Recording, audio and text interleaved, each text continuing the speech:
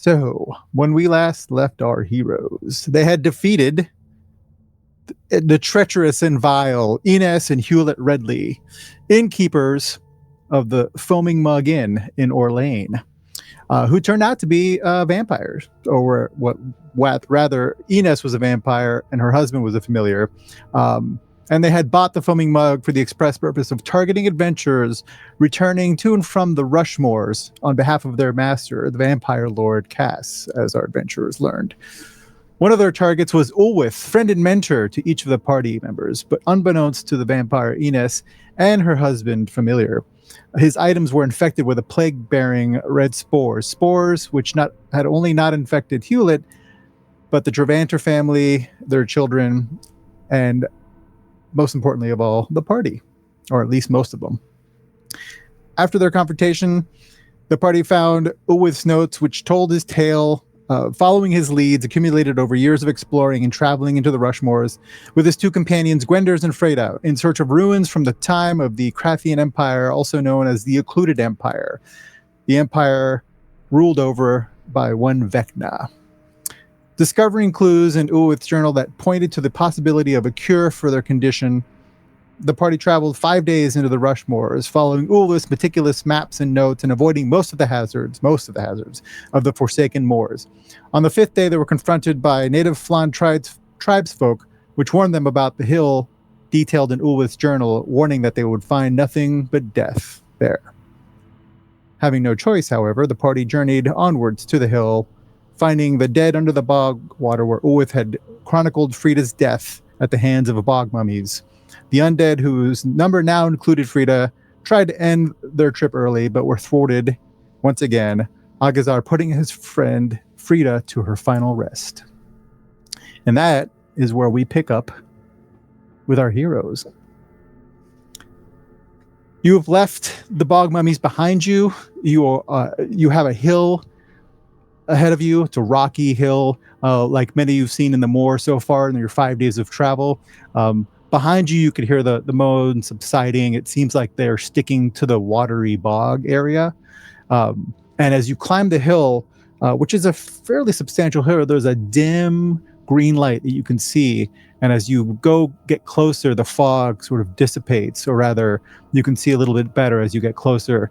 And you make it to the top of the hill, and you find that the hill itself is many hundreds of feet wide. And as you get to the top, you see what appears to be a stone structure, a stone dome. Just a hint of it, because it looks like the whole hill is this dome. But just enough of it is peeking out that there is some greenish light coming out of it. And you also see ropes tied off, which was detailed in Ulwith's journal. And the ropes go into this crack that your friend Ulwith and his companion opened up big enough for a person to fit through. And looking down into the hole they've made, where the ropes disappear into darkness, into a green lit darkness, you see this image.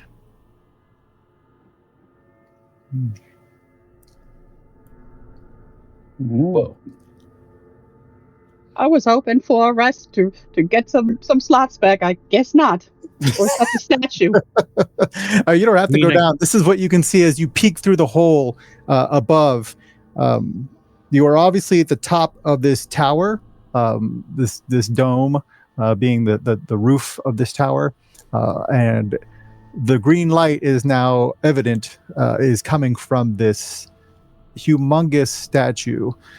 There are levels that descend into this tower. They're probably 40 or 50 feet between levels. So the whole dome is, like I said, many hundreds of feet wide. It descends for probably 200 plus feet. And this statue of, what you imagine must be Vecna, stands in the center of this tower, in the interior of the tower, taking up most of it. And his feet, however, are covered by the flood of bog water, as this tower has been here for almost 1,000 years. But beyond that, it looks very, very intact. Is it quiet as we stand there kind of staring down? It's eerily quiet. Mm-hmm. But as you sort of look into it, you get a very uneasy feeling. Yeah. Like you're not beyond just sort of what the visuals say. I think perhaps those Flan tribesmen were correct. There is nothing but death down here. Yeah, I'm ready for a rest. Did use a good amount of spells for the last a rest is probably due, but we need to make a real decision. Do we intend to go in there? I mean, hear me out. We could just seal this thing and find a way to fill it or hide it or something and just be done with it. And does that mean we'll die? Probably, because I'm going to look down at my hand and my arms and I can see these red blotches that have spread, probably more than they were even this morning. Mm-hmm. You know the end game for that. My goddess teaches that death is nothing to be afraid of. But this contagion is something that we need to save the village from. It's not necessarily death that I'm the most fearful of. It's things that are worse than death. You know this creature, this visage, this is Vecna. Well, then you know what that means? Yes. Be prepared to blow it all up in the end and stay down there, if that's what you're worried about. He's not. You're not worried at all. Is he? You're telling me, Nima, you're not worried about this. You know what? We've seen worse. We've seen worse. I will stop worrying when I'm completely out of my spells and we're down there with no more light. Then I will start worrying. Until then, let's make contingency plans. If we're going down there, let's have a plan for the good, the bad, the worst, and the shit we can't even imagine. The goddess has put us on this path so that we can actually travel here and allow the people of this village to have a natural death and be able to be embraced by the lady. This is your god that has sent us on this path. She is a cruel mistress indeed. Well, the gods all work in mysterious ways. That's true. Let me ask you this, Rin. Does your god provide us with some sort of blessing to protect us should we carry out her deeds? Well, I certainly can offer some protection from some of the evils here. I can also do some moderate healing as well. We may need more than moderate healing, but this is good to know. Well, we have some potions. True. You willing to risk it, Han, for uncertain future? Honestly, that doesn't look like a place I'd like to go to. But I also don't want to die of this affliction. I guess we have children. We have to trust that the children. You did promise well, we've said lots of things to children over the years, and most of them are false. Speak for yourself, Alcazar. Yeah, it would not feel great to abandon them now. There is no guarantee that there is even a cure down there. I'm just playing this devil's advocate. I know what the inevitable answer is, but we should all go into this with our eyes wide open.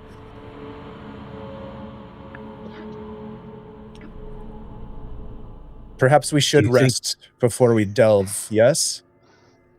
I was just going to say, do you think... Can we sneak in there quietly? I mean, we can do our best. It looks like there's one way in and one way out, unless we find something else while we're down there. Gwender's tied a pretty good knot up here. The rope seems intact. Seems intact. Okay, well, do we think the swamp is safer, or delving further into the tower is safer? So far, this swamp would definitely be safer, and indeed. But I think to those zombies we just walked away from. No, on the other side of the zombies, it was safer. Mm.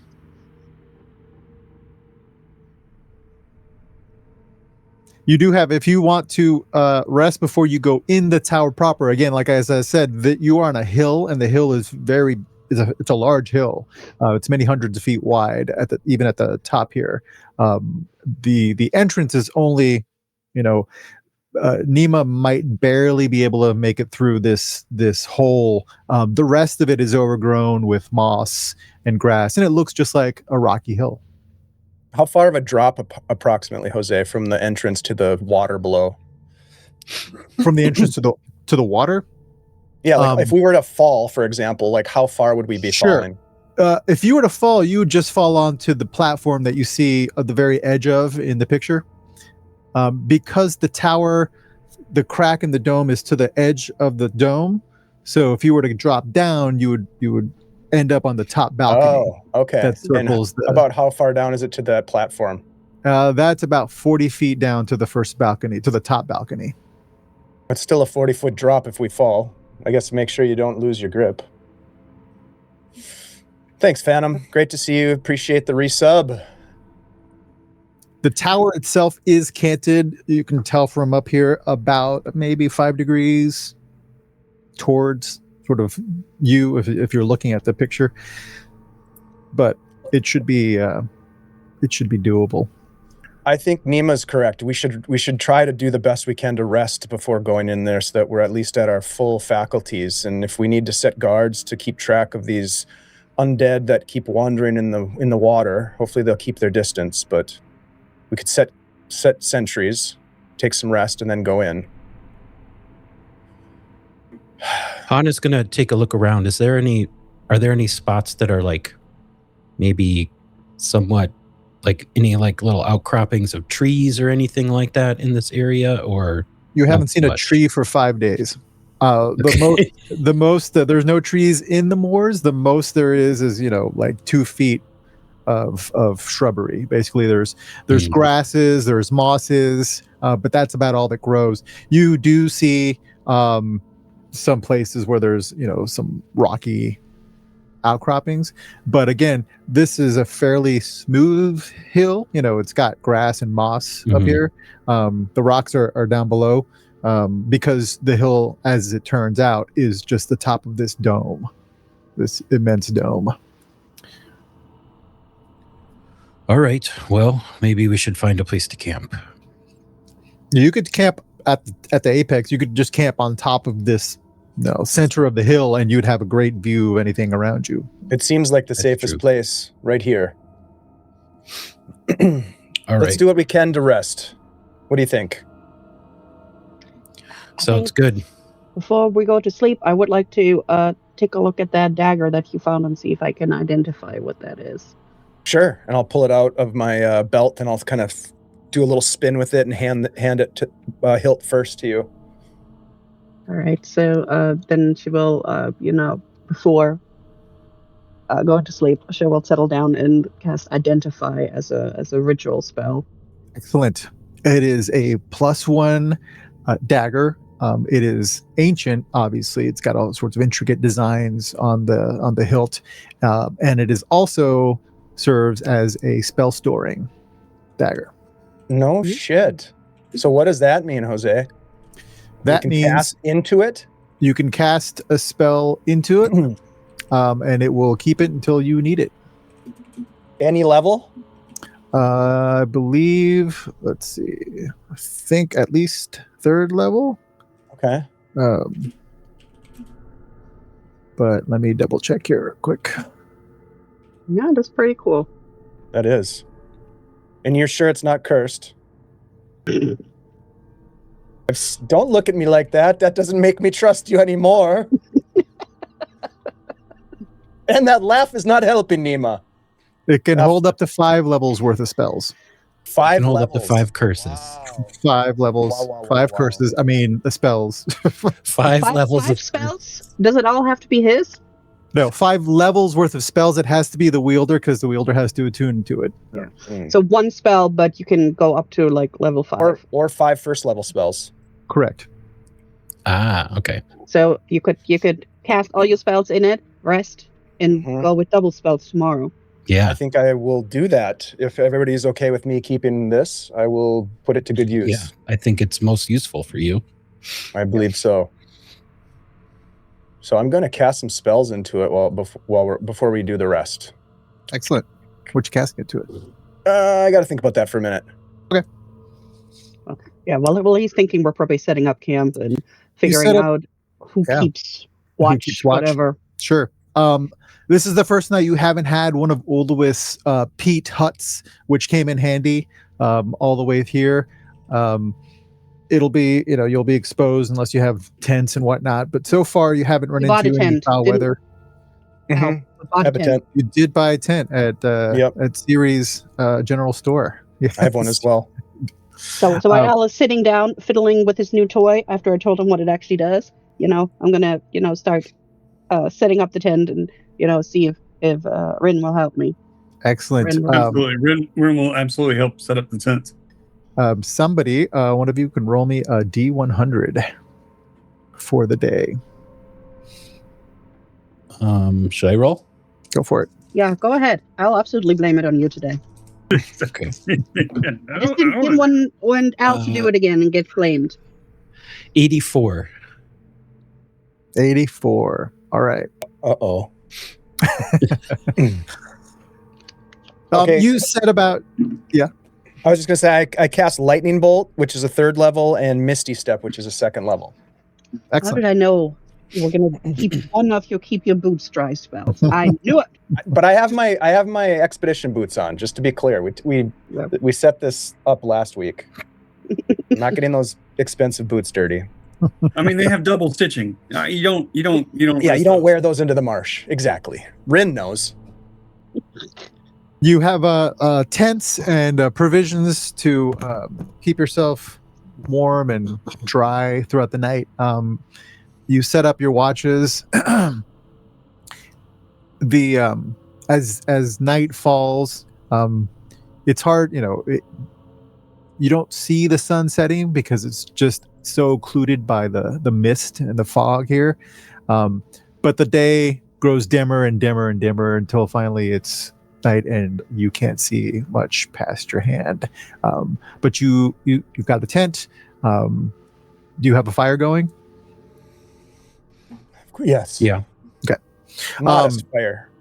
And it's a good thing too, because as night descends, so does the temperature, and a mist rolls over the top of the hill that chills you to the bone. The temperature drops about 15 degrees as this mist rolls in. Like you can feel it roll over you, and you can feel the temperature just get sucked out of the air.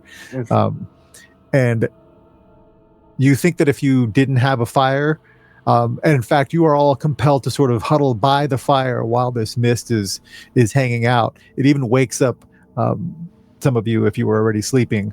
It's so cold. You either have to bundle up with as much as you've got, or huddle around the fire just to stay warm. But you're able to do so. The mist dissipates after a few hours, and the rest of the night is uneventful. You don't hear anything down below.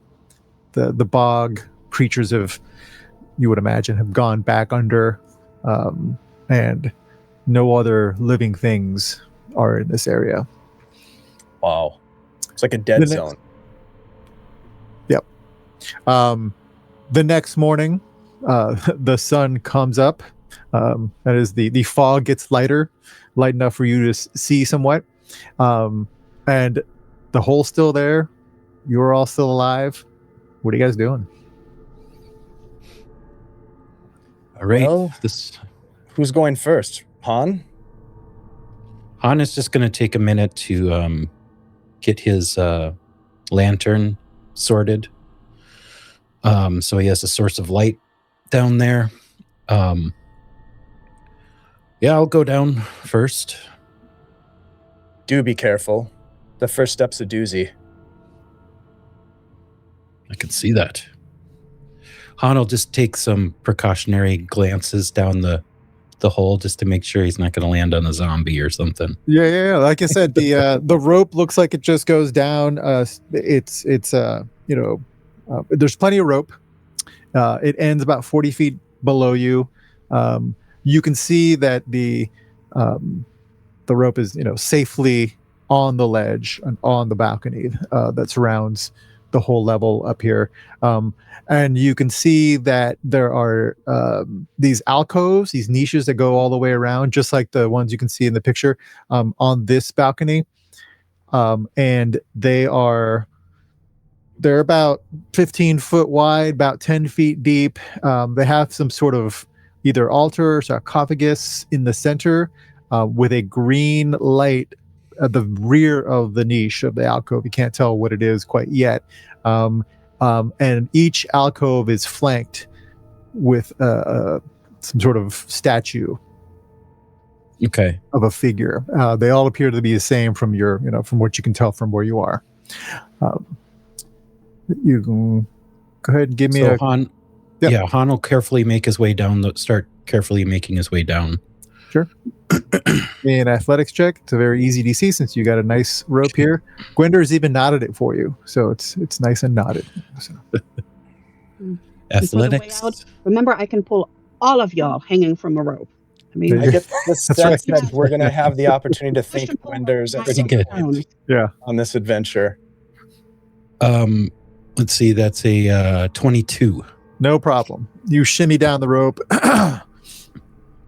show off on your way down, and you land. The balcony is, like I said, somewhat slanted. It's about a 5-degree slant, and you land, and you're much closer now to these niches that go along the outside wall, and you can see what I described. The statues are about slightly larger than life-sized, and they appear to depict what you would imagine from the notes that you've read so far look like Urflon, either warriors or something. They appear dressed in antique, very, very ancient clothing. Their hairstyle is very ancient, and they just are standing there holding a spear. And in the alcove, they're just filled with writing that you've never seen before. And then a torch, like a green magical, obviously, since it's been lit for almost 1,000 years. This torch that is set in the rear of the alcove, and in the middle of the alcove is a big sort of altar or sarcophagus with stuff inscribed on it, and that is the same all the way around the perimeter of the balcony. So it's actually fairly bright in here with all this green fire. Yep. You don't need light. Yep. It's just eerily green. All right. Han will just kind of hang out below the rope and wait for others to come down and help out if he can in any way. Yeah. Tell me what order, and everybody give me a very simple athletics check. I'll go second. Yep. I'm going to cast mage armor quickly and then start to descend. Okay. Can I just give everybody guidance on athletics before they go? Like, boop, go. Is that a D4? Go. Let me double check. I believe so. Yeah. Yeah. So I got a total of 22. You, no problem. Yeah, I've done this sort of thing before. Yeah. The first two of you look like Navy SEALs just going down the ropes. And I bet Han might even be slightly surprised at how nimble Algazar, as kind of an older fellow, is as he slides down and stops. As I get down, I'm gonna look at these. As you mentioned, there's like some writings or some ancient script or something. I'm gonna kind of look at that as well while I'm waiting. Yep. All right. Well, I'll go third. Yep. All right. Also get the guidance. Go. Like, off you go. Little pat on the back. All right. Just give me an athletics check. Yeah, so it's going to be plus a D4. 15. 15. Yep, no problem. Plus Shimmy down D4. the rope. Oh, God. Yeah, that was with the D4. Perfectly fine. This is a very easy exercise. Yeah. The armor's and then Nima, you can fit through the hole, but just barely. Yep. So we'll probably have to go like slow and wiggly. Yep. Right. And she'll hype herself up before to like slap her own cheeks like, all right, this has not been going on good this adventure, but we can do it. Don't make myself grease up with pig fat. All right, and yeah, that's a 9. A 9 Oh still my makes God. it. A 9 still makes it. You you haven't done this since you were a kid, going through spelunking in the mountains with your friends, but you're able to squeeze down. You almost lose your grip on the rope, but you descend safely, if not gracefully, to the floor. I'll make it bigger. From where you are, you can see, per the illustration, you can see the edge of the balcony just plunges straight down. There are no, the Occluded Empire did not believe in guardrails. There are no safety rails whatsoever. It's just a straight drop down, probably 200 feet to the water below. Can't quite tell how deep it is, but his feet are completely covered. And if he's on a pedestal, it's probably 20 feet at least of bog water down there. The smell, again, kind of, as I described before, as you were traveling through the Rushmores, you would hit patches, especially as you get further, where even the air smelled very acrid. It's even more concentrated here because it's more contained in this tower, as you can smell the bog water all the way up here. And you would imagine that it's probably pretty acidic. You wanted to look at the alcoves, Alcazar. You see, Yes, please. like I described, they're flanked on either side by a statue, and again, this is repeated all the way around. And all the alcoves look the same to your eye. The inscriptions look like, from what you have researched and read, and in the 5 days you've been traveling, you've been reading his notes, and they include, and your talks with Ulwith. This is, you're pretty certain this is Urflan writing, which used a variant of a Draconic script. And pretty much every surface is covered in these writings. There's what looks to be a sarcophagus in the center of each alcove, each niche, and the back is where that magical green torch is in each of them. Are the statues of different visages, or do they seem to be like a repeating, style, and is it the same sort of iconography? They look pretty identical as far as you can tell. Okay.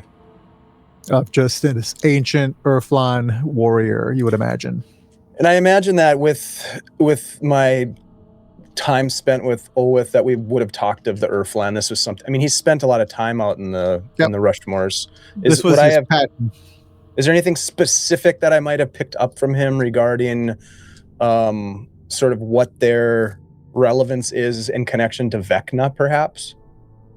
Roll me a history check with advantage. Sweet.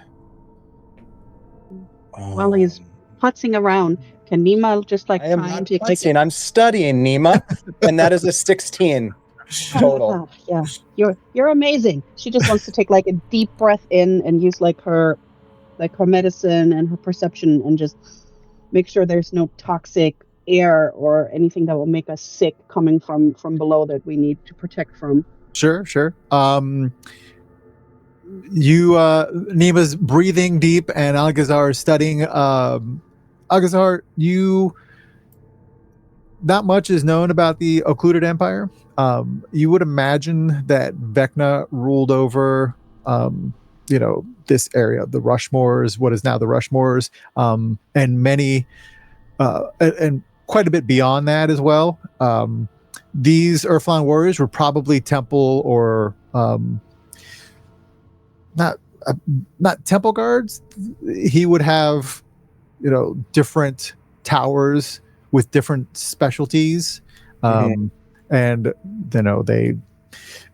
knows? He probably, he had armies, mostly of undead, but these Urflan would have probably been serving in the Occluded Empire.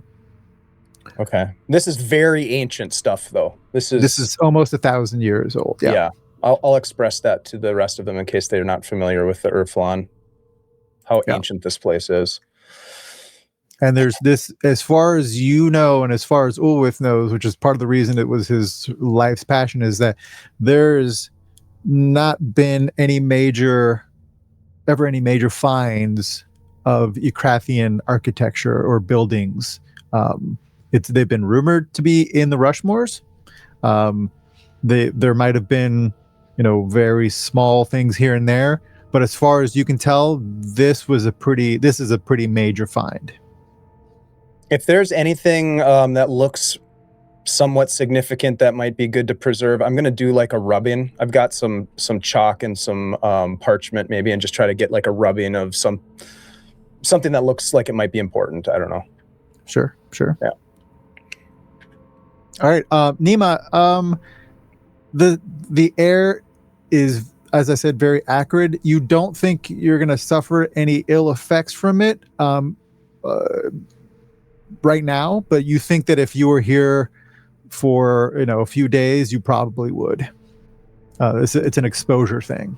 Yeah, she probably would, in her mind compare it to like when air in the mines goes bad, when it has like these bubbles of bad air that you can either they're either going to blow up or make you pass out. So she's going to keep an eye on it, and she's going to say, "Well, should be good for now." You'd imagine it'd be pretty bad if it wasn't for the fact that there's a ventilation hole now. But yeah, it's still pretty acrid. Now, the deeper we go, the shorter we should stay. We'll get some ventilation up here. If we stay long, we might get sick. All right. You're able to take rubbings of the writings on the wall. Okay. Yep. Well, there's only one way to go from here. I think that's down, yes? Yeah. Before Han moves on, he's going to make a quick note of the direction of the exit. Okay. With his new orb of direction that he got. Sweet. Smart. Very smart. You are essentially where the picture shows. You can see there's a staircase across the way, and then there is a staircase right to your left there that you can see. So are we on like the north side of the tower or the south side of the tower? You're the one that kind of points probably on the himself, west side. Yeah, you're on the west side. West side. Okay. Yeah. All right. Just in case we get turned around down there. Yeah. Seems to be a west spiral staircase along this huge column, and then the one across the way would be the east staircase around the column. Are you going down? Down we go. All right. You go on down to the next level, and it is identical as far as you can tell to the one that you are on. The staircase spiraled down on the outside of this column.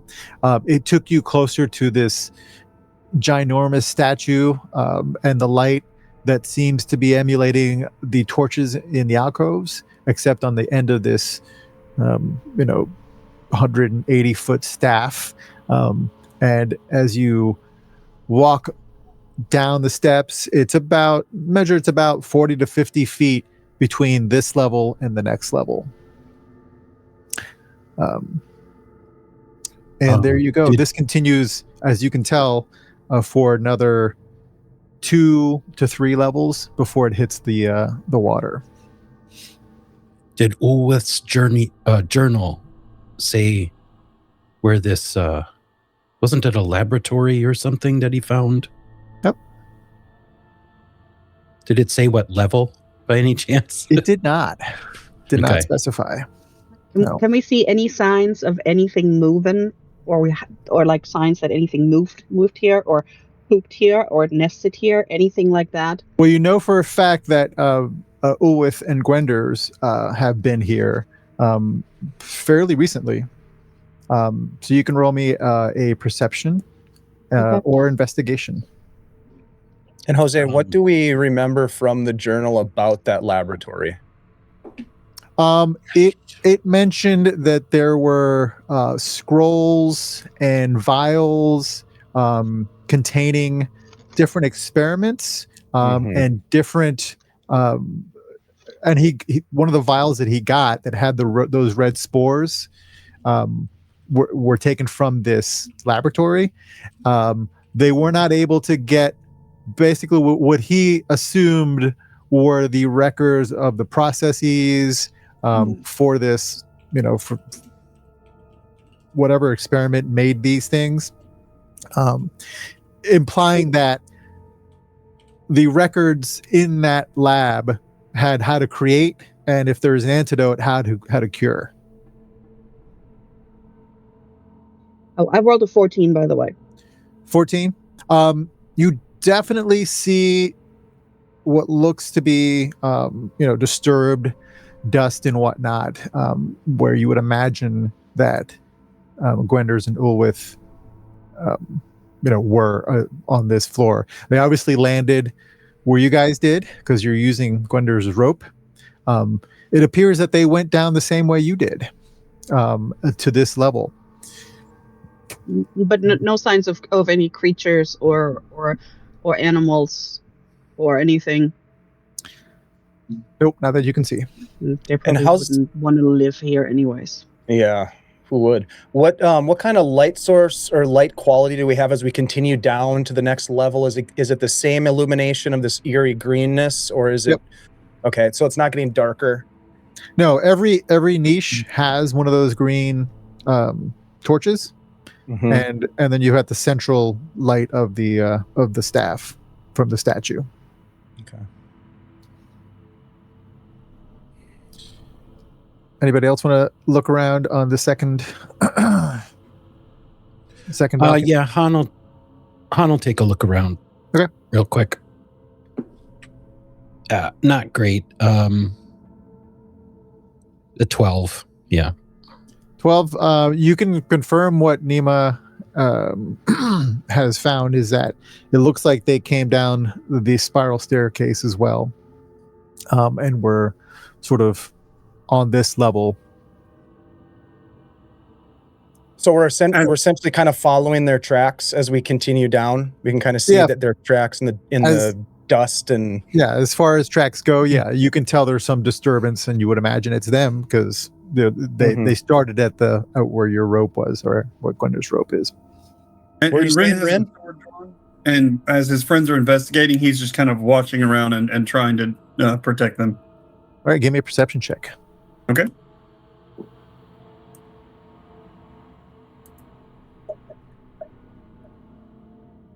$22.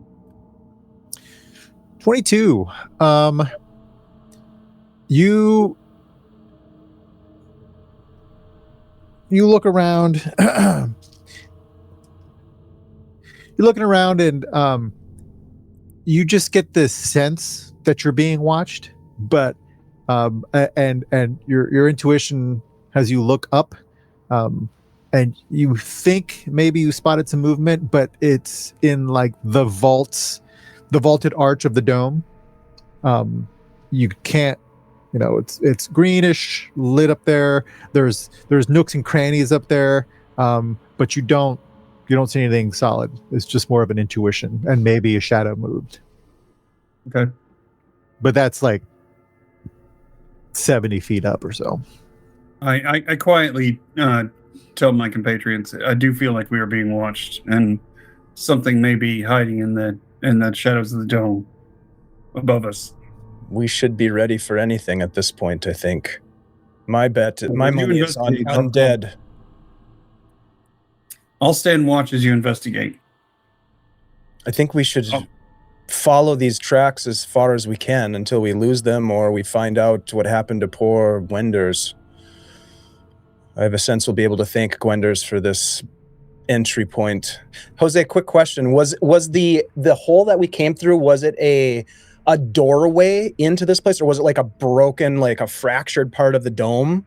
It was a fractured, and Ulwith's journal mentions that they had to work at it to open it up big enough for them to pass through. It was an existing crack in the dome itself. enough for some light to escape, but now a little bit more light escapes because they made the hole bigger. I'll nudge Han as we're sort of walking. Ulwith, it seems unlike Ulwith to be so reckless. I mean, I know he was obsessed with finding this Urkrathian architecture in these tombs, but to just break into a place that he knows nothing about, I don't know. What do you make of it? Adventures cause a lot of problems. They do. He must have really wanted to check this place out. And look what happened. Really spooky looking. Yeah. I mean, now the town is in danger. We're dying. Han, let this be a lesson to you, my friend, that sometimes even the best intentions can end up biting you in the ass. Literally. What was that? Well, let's hope there's nothing that bites down here. We're giving you severe boils. At the very least. At the very least. Hema has probably been mumbling about all the times it bit Al and her in the ass, just like under her breath, like, meh, meh, meh. You remember that time? And that one too? And, if I could recount all the times that my ass has been bit on an adventure, it would fill a tome. All right, Han, lead the way. Yeah, Han is going to keep moving down the staircase, kind of trying to follow the tracks. And you note, and even a 12 is good enough to note that the tracks don't continue down the staircase. Oh, okay. It looks like they went off into on the balcony that you're on currently. And as you note that, you look and you can see one anomaly, and that is that a ways down the balcony, the alcoves continue with this rows and rows of statues, kind of think like terracotta warriors, just sort of all the way down, with these alcoves in between. But you note from a ways away that looks like something is out of the ordinary. It looks like one of the statues is not intact. Huh. He's going to point it out to the others and kind of move up that direction. Okay. Is it below us on the spiraling? No. It's on the same level. Yes. And if you look at the map, you can see. Okay. That is, Gotcha. It is on the same level that you are on. It appears to be broken. Be careful, everyone. Oh, no, I have to move closer to find out. I'm going to look for traps because we haven't done that yet. I think that might be prudent. I'm going to look specifically around like this wall, this edge here, and where these terracotta like warriors are poised. Sure. It looks like to describe what you're seeing there, to further describe what you're seeing there, it looks like 3 shallow steps that just lead up into the alcove, with the sarcophagus or whatever it is right in the middle there, the torch at the end there, the walls on the inside, like as I said, the same as the level above, are just covered in what you would imagine is a variation of Draconic of Urflan writing and iconography. The statues look the same as the ones in the previous balcony above. And you can see one about 3 down from you is broken.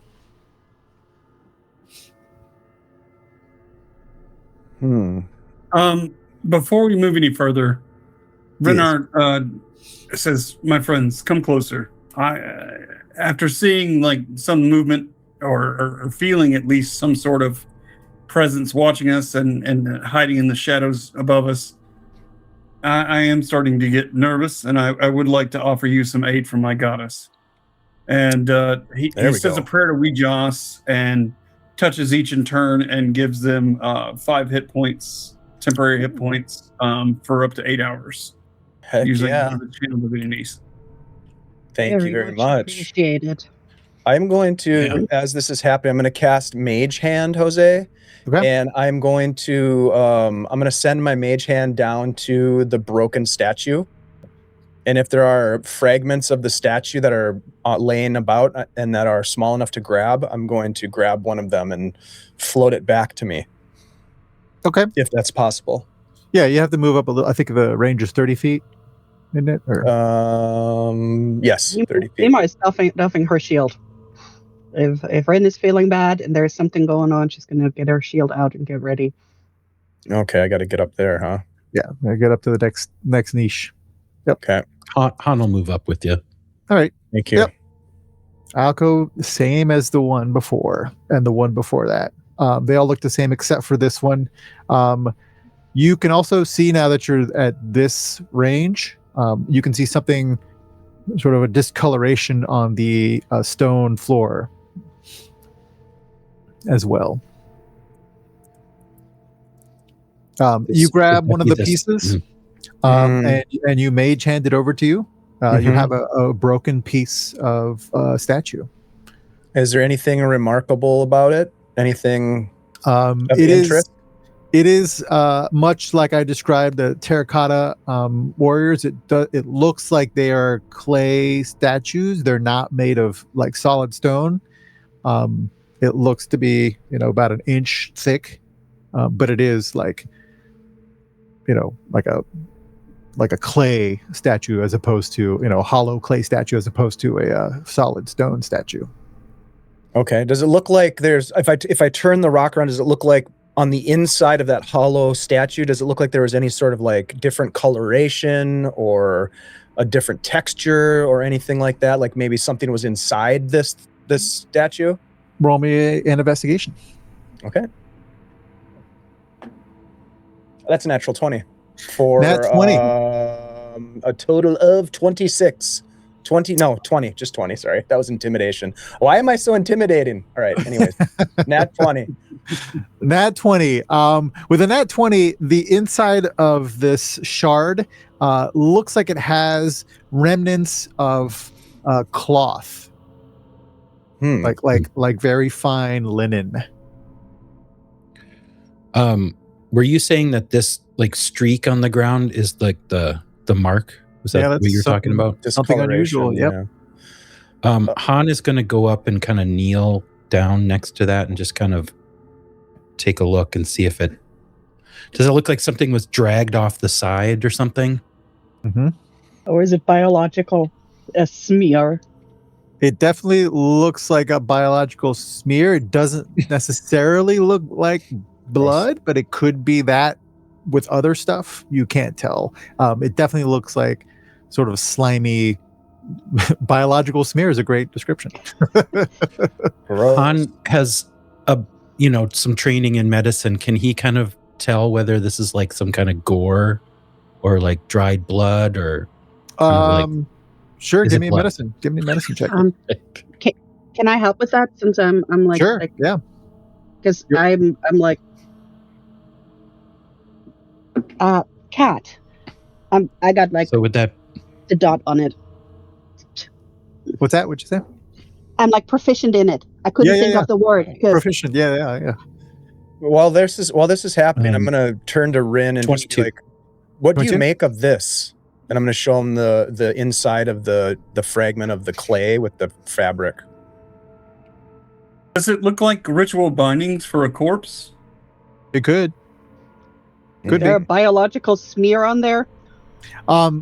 It looks, Han, it looks like it could be some blood, some skin tissue, just a combination of different things. It's not like somebody took a huge wound and bled out. It just looks like something was dragged along here that was biological. And do you think whatever dragged that came out of this? Are these statues actually bodies? Well, they're hollow, and there's Rin seems to think this is some sort of ceremonial shroud. And I'll hand the rock over to you, Han, so you can take a look at it. But it's like a fabric on the inside of the clay. Can I actually try and see if there's like body leftover smear in it, like because you know if it's a dead body, it leaves different smear. I know that's not the words, but it's not to ick people out too much. I'm gonna use it. Yeah, it definitely with the 20 some score that Han got, Hana and you can identify that as body schmear. Dead or live body schmear? Definitely dead. Dead body schmear. Well, and it kind of looks the like mark it goes might have towards the come edge? from the direction of the statue. That's why I'm asking about if it came from inside it. Something come and eat the inside, but it leads towards the edge of the gallery, like the balcony. Yep, which plunges straight down 108, 60 feet to the bog water below. Either there's flying shit or there's climbing shit, and it likes to eat dead bodies. I'm What more did the journal say again? How I forgot his name died. Gwenders? Yes. It just said that Gwender seems to have activated a defense mechanism of some kind, and that's all Uwith spoke of on the matter. Do you think he smashed this statue and this was the defense mechanism? I don't know. Even if it's not connected, it's not good that there's things here that can go over the edge of this balcony, this gallery, with a piece of dead meat as a snack. Because it either flew off the edge or it climbed over the edge. Maybe there's something inside these statues. I think we should be wary of them. They give me the creeps already.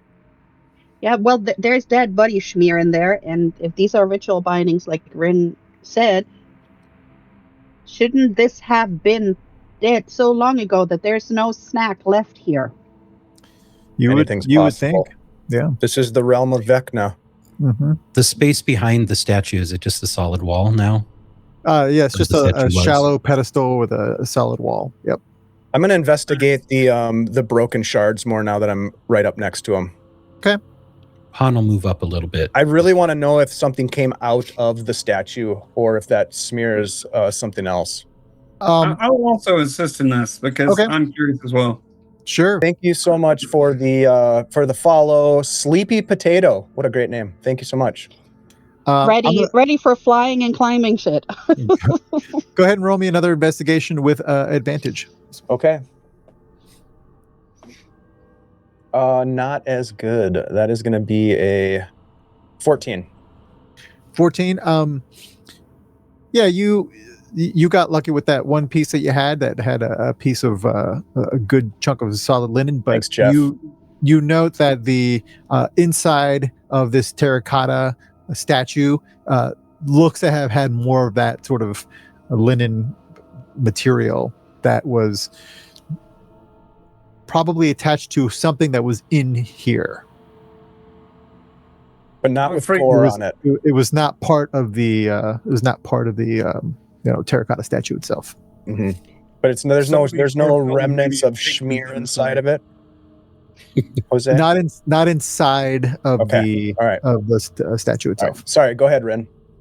I'm just worried that some of these poor souls may have been baked inside of these clay statues. Well, there's nothing we can do for them. Which might preserve them well enough to have some semblance of fluid or at least, dried husk inside. There's one way to find out. Please do not smash one. And then, we should move on. Her stuff out, she's going to go closer towards the edge, and she's going to check, if there's probably a balustrade, like a railing, right? Is there any sign on the railing? No railing. No railing. Any sign on anywhere it ends that something like jumped off or clawed onto land? You don't see any signs of like a clawing. The very edge has got some chips and such, but you would have probably chalked that up to it being almost 1,000 years old. There's no signs of like struggle or anything like that would have marred the stone surface. Like a harpy or pterodactyl landing. Yeah, there's no poop. There's nothing like that. No poop. Nothing, because if they come up there and they land, it would leave marks. It's like, all right, so it doesn't look like it was flying shit. At least not if it has claws. So probably climbing shit. Well, let's just keep moving then, or you can roll me another investigation in this area since all of you sort of gathered around and looking about. All right. That's another natural 20. Nice. My 13 not needed. All right. Leave some for later, Dave. Yeah, right. All right. Oh yeah, they'll fail me when it's most important. But this is good.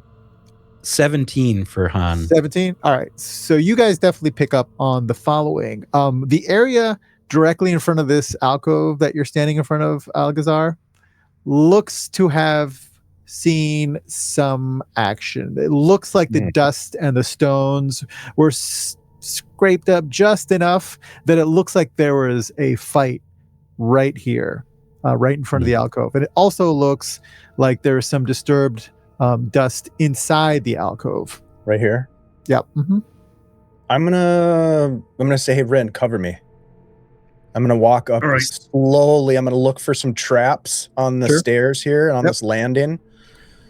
Roll me a perception. Perception check. No, that is or investigation, either one. 7. That's 7. 7. Don't see anything. It looks like solid stone, very shallow stone steps leading up into the alcove. All right, I will continue up to investigate the signs of scuffle or conflict. Sure. It doesn't look like there are signs of scuffle and conflict in the niche itself. It looks like that was in front of the niche, where that sort of smear is. You see inside here is just sort of disturbed dust. You've picked it up because you got that 20. It looks like Uwith and Gwenders came into here. They were in front of it and then were inside of this alcove. What about this sarcophagus do you think attracted them? Is it different than the others? Does it look different than the other sarcophagi? It does not look different. It is also inscribed with that writing all over the place. You note that there is sort of a bas relief on top of the lid. And it is of a figure, sort of, you know how they would sort of make a bas relief of like a knight in its coffin lid, right? You see the body. This is similar, except it's fairly shallow and it's on its side. So it's the profile. Interesting. And it's got an arm like this. So the profile with a hand sort of cupping the ear. Throw in a quick thing.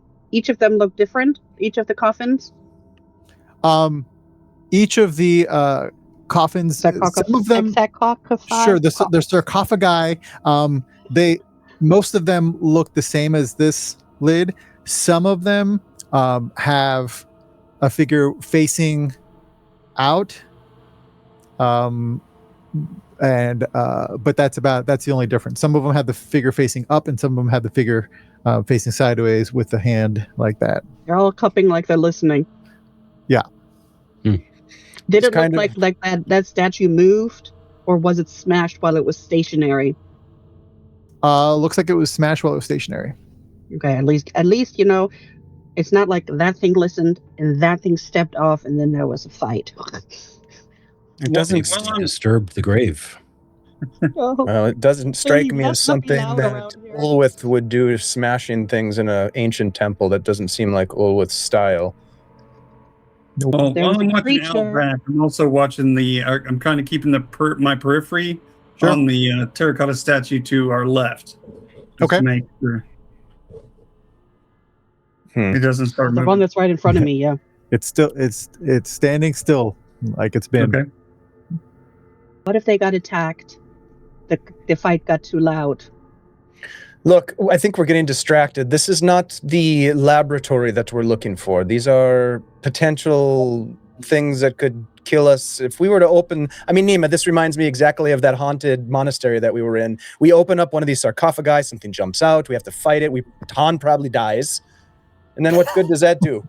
That does us no good. I think You don't smash nothing, and we're not smashing anything, and we're just going to keep going until we find this laboratory. This is what we're here for. We're here for not to hunt for treasure and not to hunt for glory, but to hunt for a cure to this disease. Yes?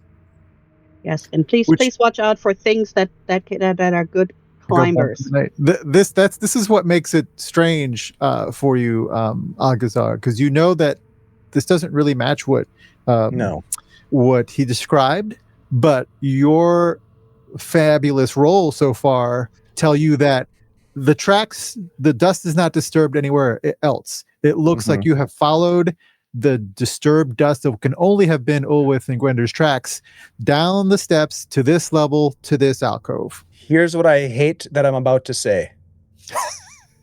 It is possible that this sarcophagus is a doorway. Han is definitely going to die. That's true. Han, I'm going to apologize ahead of time, young man. And I'm going to lean forward and I'm gonna put my hands on the lid of the sarcophagus and see if I can move it. All right. Yeah, you go first this time. Excellent. You put your hands with the intent to start sort of trying to push it open. And as you do so, Rin, you were keeping a hawk eye on that statue right next to you. And it's a good thing too, because you see the statue when you see Algazar sort of out of the periphery start doing that to the alcove, to the sarcophagi, you see a crack form in the terracotta statue, and then it shatters. And everybody roll initiative, please. Look alive, guys! Is it good that I got my shield out and I'm standing right in front of that thing?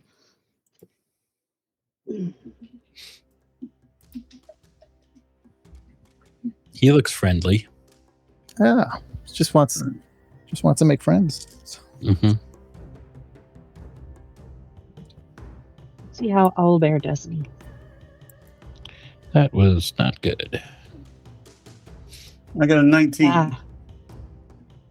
I got an 11 in Owlbear. Go ahead and yeah, there you go. Put yourselves in the initiative tracker, please.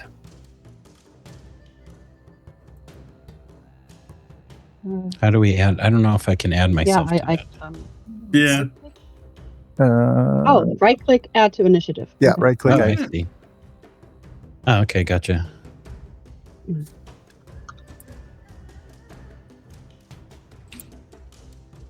96. No, Possible. it gets a little weird, like when people's tokens are moving around, and then like the order shuffles, and you're clicking on the wrong one. Mm-hmm. Yep. All right. Come on. There we go. Oh. Oh, okay. I That is see. one fast flesh call. There we go. Oh, yeah, there we go. All right, Rin. Looks like you're first.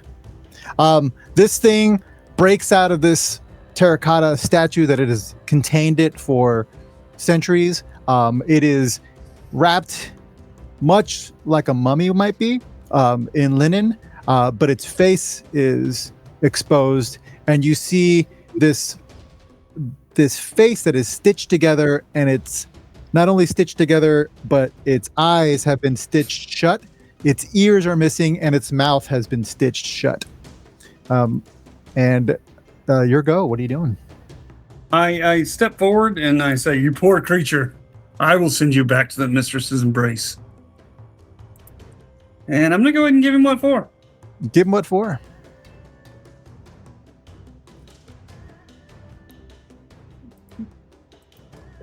So now that I'm 5th level, oh, that's a natural 20. That's it. I'm That's a gonna- hit. Go ahead and use a smart. So.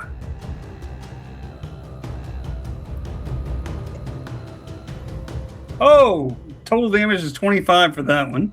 25. Nice. And that's without a smite, so because I didn't call it, so I'm gonna call it on my second attack.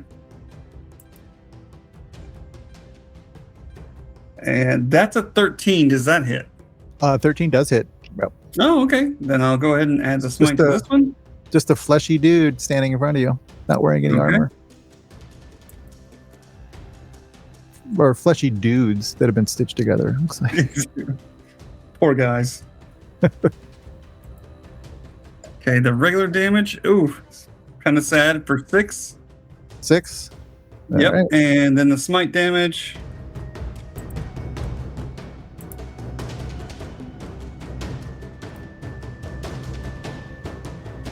Much better for 15. 15 on top of that. Nice. Mhm. All right, excellent. All right, Rin unloads with his magical sword on this golem-looking thing, and does a good chunk of damage. Nima. All right, Nima will step a little closer. She has a 5-foot range, so that's good. And use her new longsword +1. And no, I am not clicking on you. D&D Beyond almost got me again. Nope. All right, let's roll attack. All right, so that is a 16. That hits. All right, then I want to use my bonus action to do Searing Smite. Okay. All right, so the damage is 1d8 plus 4. I'll do that in owlbear to make that, so I don't lose track of it. 1d8 plus 4, so that is 8 damage from, what is that? 8 slashing damage, and then the Searing Smite is an extra d6 of fire damage, which is 3, and now it has to make a Constitution saving throw, and on a failed save, the spell continues. On a successful Okay. save, What was the total damage? 8 plus 3, 11, and Okay. 3 of them is fire. Excellent. And you got to do a Con 13 saving throw. Con 13. All right. It makes it. It's gotta go. All right, then the spell ends.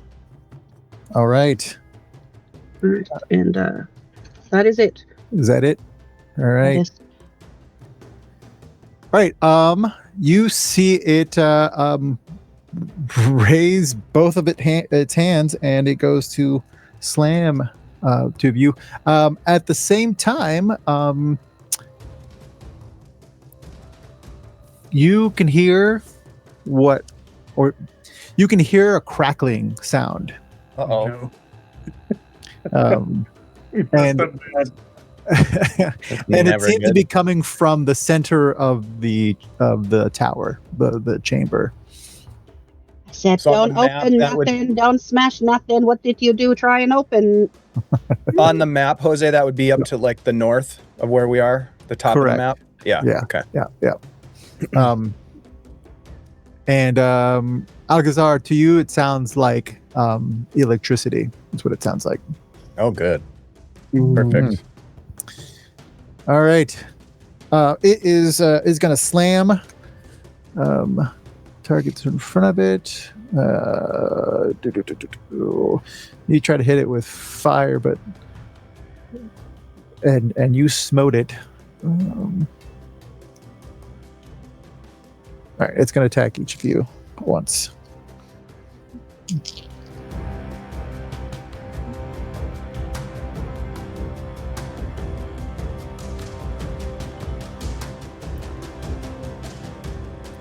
Oh.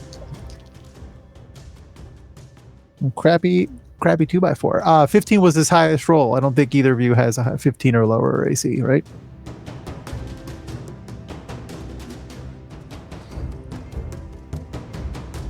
Nima, Rin, right? no, sir. Okay. No. All right. It makes contact, but it doesn't get through your armor. And then you see from the staff that is being held by the 200-foot statue of Vecna, a lightning bolt shoots from the staff and hits the golem. Mm-mm. I don't like that. And you see its wounds that you have inflicted upon it start to stitch up. Oh, not good. Mm-hmm. Not good at all.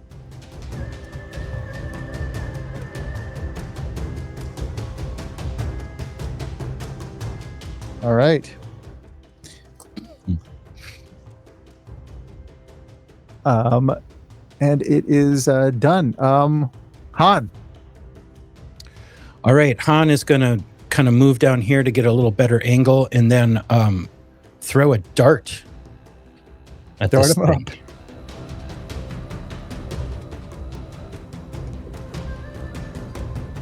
That's 22 to hit.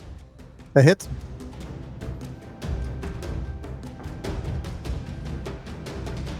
Actually, it's... Oh, no, that was right.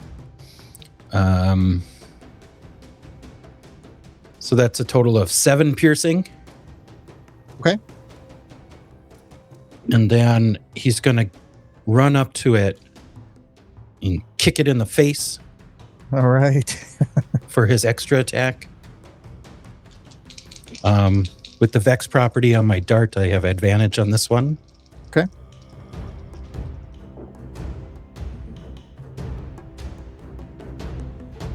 Ooh, 14 to hit. That hits. All right. So that's going to be another... +4. 11 bludgeoning. All right. And then as a bonus action, I'm going to make another unarmed strike and attempt to shove him 5 feet, like away from us out of that alcove. Dig it. So he'll need to... Sorry, one moment.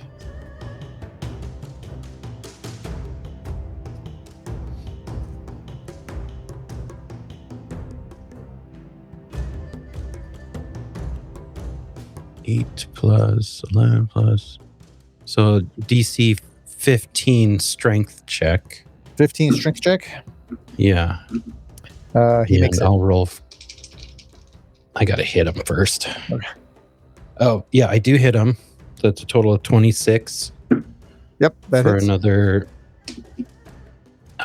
11 bludgeoning. Another 11. But you said he saved? He did save. Okay, so he doesn't move. All right. All right. And Anything else? I am closer to him than I want to be. All but right. That's fine. Alcazar.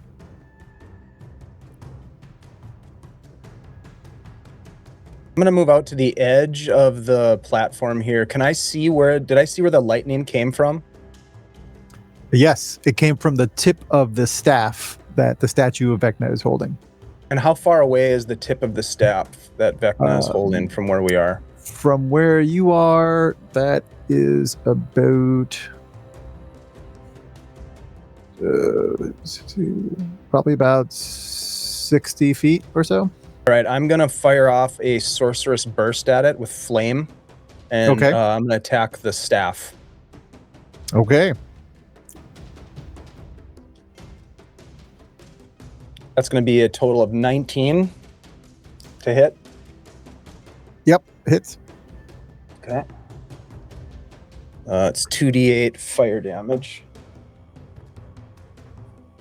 That's gonna be 8 fire damage. All right, give me an Arcana check. 13. 13. You see, as your spell hits it, it seems to be absorbed into the statue. Doesn't look like it did any damage. Doesn't look like it did any damage. The staff itself is 180 feet tall. This thing is enormous, and you think that it is imbued with some ancient magic stuff that is beyond your comprehension, probably. And do I understand what just happened with that bolt hitting that creature and what the effect on the creature was? Give me another Arcana check. That is going to be a 12 this time. 12. Yeah, that's enough for this. The lightning bolt probably healed this creature, this thing. Yeah. We best put that thing down immediately before this staff regenerates it again. Quickly. That's my turn. All right, Rin. Rid's gonna rinse, repeat. You heard the man.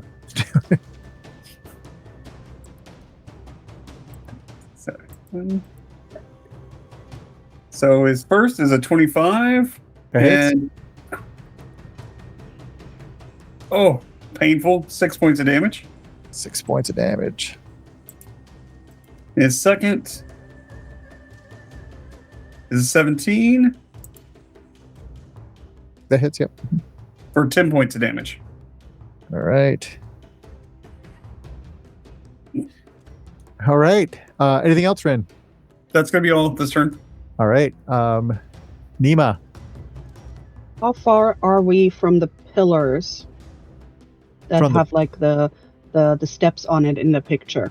Like I am It- trying to see if we can get this thing and break the line of sight that the spell would have to go from the staff. Good thought. It's off screen, so it's maybe another 2 niches beyond the map edge to the left. So if we're looking at the map, that is that then to our small map? Is it to the left or to the right? It would be to your left on the map, to the left of the map, and it's probably about 60 feet from where you are to the left. No. She'll probably move over to the side a little, and while she's about to hit it with her longsword again, she's gonna just yell out, "Try and move it behind the pillar, out of line of sight," and just point while she's with her necklace. Then she's gonna try and hit it again. Yeah.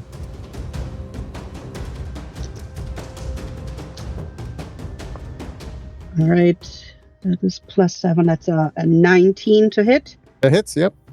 All right, and where's my D8? Hello, D8. Here. Oh, that's an 8.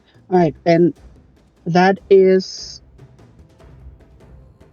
one-handed, so that is 12 slashing damage. All right. 12 slashing damage. Got it. Okay, and then let's see, do I have a bonus action left over aside from Searing Smite?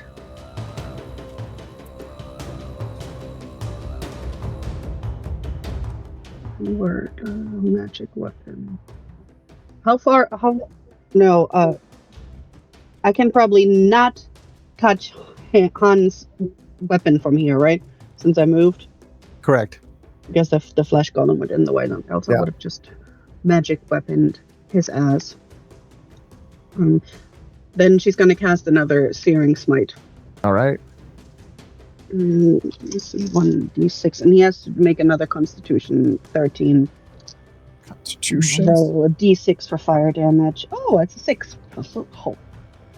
6 fire damage on top of what we just did. And see if the spell continues. 6 fire damage, but he does save. Yeah. I mean, it's a flesh golem. Constitution, right? Yep. Indeed. All right. That was Nima. It goes. Let's see. All right. It's gonna go do the same thing it tried before. This thing is cut up. Your swords, your magical swords, have cut it and sliced into this thing. It does not bleed. The skin just sort of flaps open, and it continues its march. That is a 24 on Rin. That hits. All right, and that is a 21 on Nima. Oof. That hits, I take it? Yes. All right. Both of you, it sort of does a double fist in either direction and hits you for 13 plus 4. As the fists hit you, a shock of lightning arches from each fist into your bodies, and does 4 additional lightning damage for a total of 17 damage each. Can I take a reaction and use Stone's Endurance, please? Sure. Then I take a reaction and I roll 1d12 plus 1 and reduce the damage by that total. Excellent. That's the Goliath thing. Yeah. So d12. Right, that's an 8. 8 plus 1, so that's less 9, so that leaves 8 lightning damage, you said? The lightning damage was 4, the physical damage, bludgeoning damage was 13, for a total of 17. All right, and I just rolled 9, so that's 8 damage. I take 8 damage. Indeed. All right. And same as before, the staff ignites and a lightning bolt shoots from it and hits the flesh golem.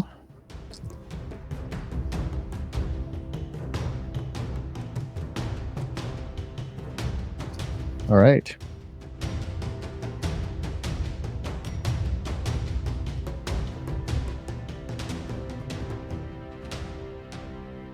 All right. That is its turn. Han. All right. Han is going to continue to try to beat on this thing. So he's going to start kicking and punching. All right. All right. Jose, just double checking. Yeah. I just put an arrow on there. That's the right direction that we would have to go to hit the pillar, to get in the shadow of the pillar. Other way. Other way. Yeah. All right. Yeah. Okay, that's another 22 to hit. That hits. Ooh, that's a nat 20. Yep. Yeah. For my extra attack. And then, Right. so I'll just roll that.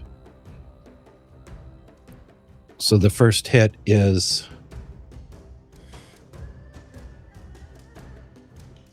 6 bludgeoning. The second attack will be 6 bludgeoning. All right. double the dice I'm doing, so I'm going to do 7. That's 11 bludgeoning. 11. And then he's going to spend a focus point and do a flurry of blows. All right. Dig it. So that'll be... Actually, wait, no, that's the bonus action. Yeah, sorry. So that's 2 more. Let me just double check that.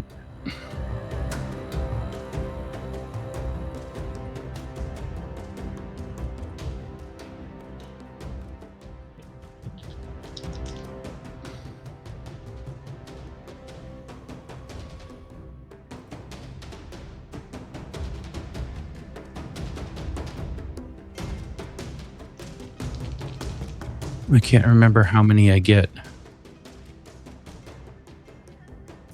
Where does it say? Oh, damn it. Flurry.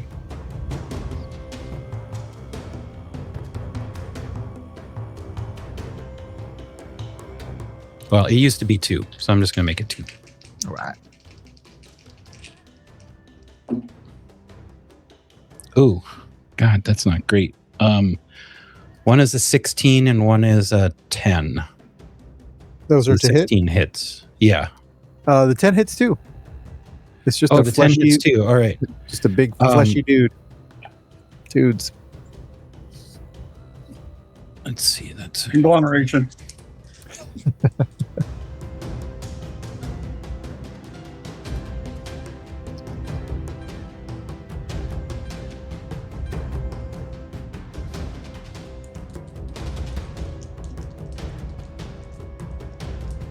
Oh, okay. Yeah, I'm just gonna spin that. Jeez, not great damage dice. 5 plus. Well, actually, that's 5 plus 8. So that's a total of 14 bludgeoning. All right.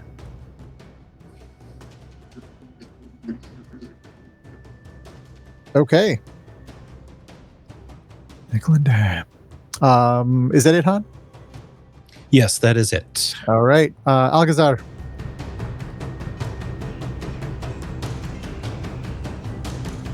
Well, I think we should try to draw it to the edge and throw it off the cliff. It's just going to keep getting charged by the staff. There's nothing we can do to stop that. Behind the pillar.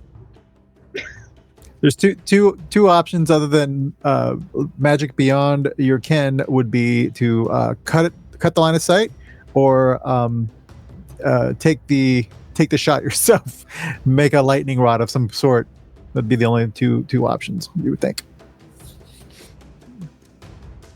Yeah, I'm just shouting to my teammates, like, get it to the edge and let's throw it off the ledge and be done with it. It's just going to continue to get charged. And then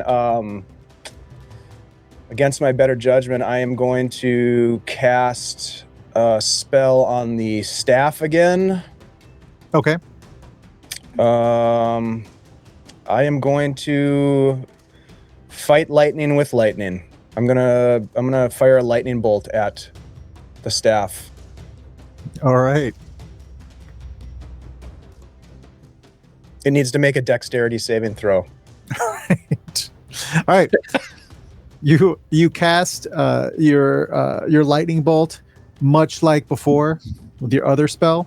It gets absorbed into the staff. Okay, that's the end of my turn. All right. Rin. So does the golem look like it's still retaining any of the damage, or is it getting? Yeah. Okay. It is. It's got more slashes that have not stitched up than it has slashes that have been stitched up. How about that? Okay. Then I'm gonna stay where I'm at, and he's not the brightest, so he's gonna keep hacking at it. Okay. Alcazar, I meant to ask you this on your turn. Go ahead and roll me a perception check. Oof. Roll the 1 on the first one. All right. 14. 14. All right, we'll get back to you in a minute. A 1 that definitely will not hit. This thing's easy to hit, but not that easy.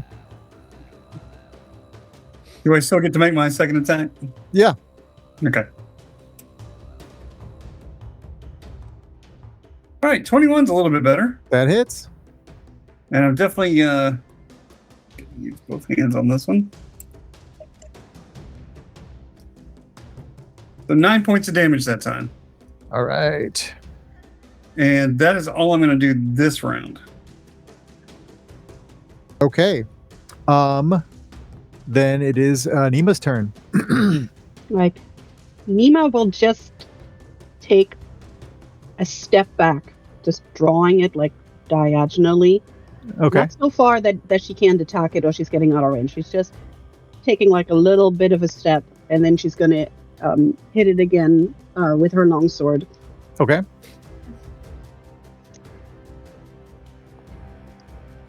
Right, and that's a 15.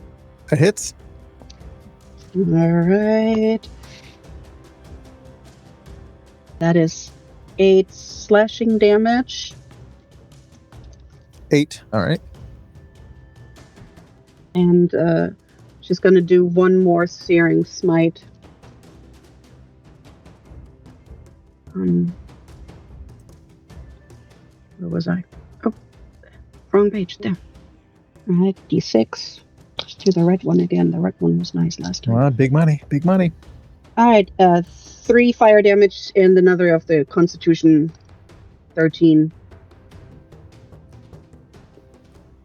It makes the Constitution. All right, but it took 3 more fire 3 damage. 3 more fire damage, yeah. All right. Oh, it looks pretty bad off. Until Until Now it gets to go. It's go.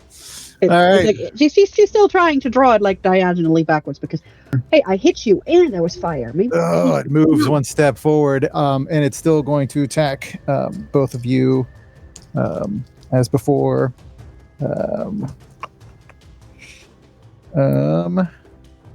That is a 19 on Rin and a 12 on Nima. 19 hits. 19 hits. All right. 12 bounces off the shield. All right. Yes. All right, Rin, as before, 13 bludgeoning damage, 7 lightning damage. And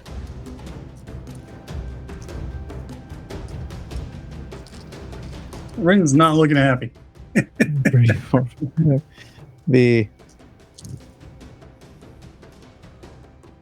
All right, this time the lightning hits it, but the stitching of wounds is not as bad as before.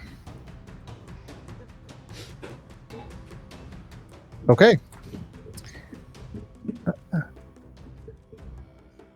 Next we got Han.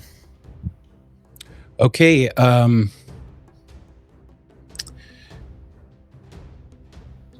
Jose, just a reminder, you had me roll a perception check, and I had a 14 on it. Sorry, yes. While Han chooses his weapon, Alcazar, you're looking in the direction. You're sort of looking up towards the staff, and it's at that point that you notice something. Sort of, the balcony that you guys were on before that goes right. That's right above you, about 45, 50 feet above you.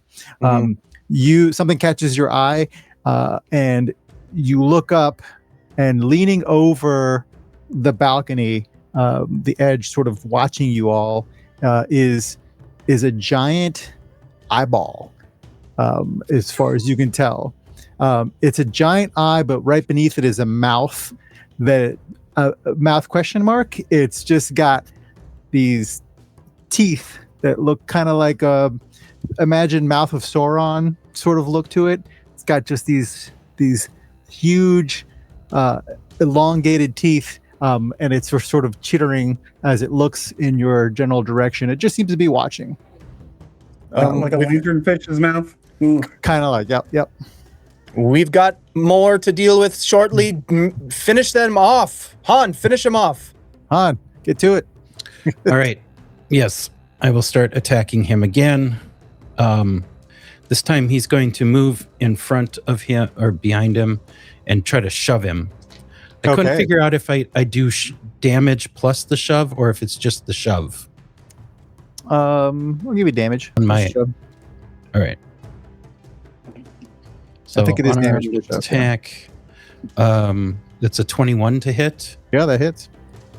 And that will do only 5 bludgeoning, but he will have to succeed a DC 15 strength. DC 15 strength. Looks like they stitched up some beefy boys into this guy. That's what I'm worried about here. Oh, but not that beefy because he rolled a 3 on the die. So he gets pushed 5 feet. 5 feet. All right. Yeah. But I'm going to nice. Go try to do it again. All right. Do it again. So I'm going to move up and just keep kicking at him until try with the idea of trying to kick him off the edge, I guess. Sure. Hell yeah. Rolled a nat 1, so I don't think I will not gonna do hit. it. I will not do it. Yeah, but I do have a bonus action. So I'm gonna try that. Oh God, 10. Did you say that hit before? 10 hit. Right. Yeah. So another DC 15 strength check, please. 15 strength and he will check. take. Oh God, only another 6 bludgeoning. 6 bludgeoning is what he takes because he makes the strength check. Yeah. All right. That time you kicked him, right? Yeah. Is that what you did? Yeah. It's very heavy. Just sort of a slab of meat that just sort of absorbs the kick. All right. Anything else, Han? No, that's it. Alcazar. All right. How far away is the eyeball? It is the balcony above you, so 45, 50 feet up. All right. I'm going to. And it looks like it's not just an eyeball; it's attached to a body. You can see like hands sort of holding on to the sides, and it's but the head, instead of a head, it's an eyeball with a mouth below it. You can roll me an Arcana check if you wish. Ooh, yeah, I'd love to. Do that with advantage, actually. Oh, okay, even better. That's going to be a 22 total. 22. You think that this thing is a creature that is formed from wizards and sorcerers that have befallen, some sort of curse has befallen them, or they've been turned into this thing that has had all of its existence erased, and all it can seek to do now is gather magical lore, secrets, and information. And they're not common, but they are found in places where magical repositories that are magical repositories. And so this thing that you're looking at with that roll, you're sure that this thing used to be some sort of arcanist that is now this creature. And it just seems to be watching you, and you're pretty certain that it could have taken aggressive action towards you, but it did not, because it looks like it's been watching you for a bit. That's interesting. Okay, let's see here.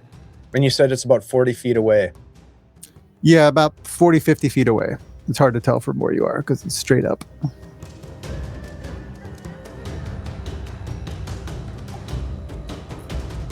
right.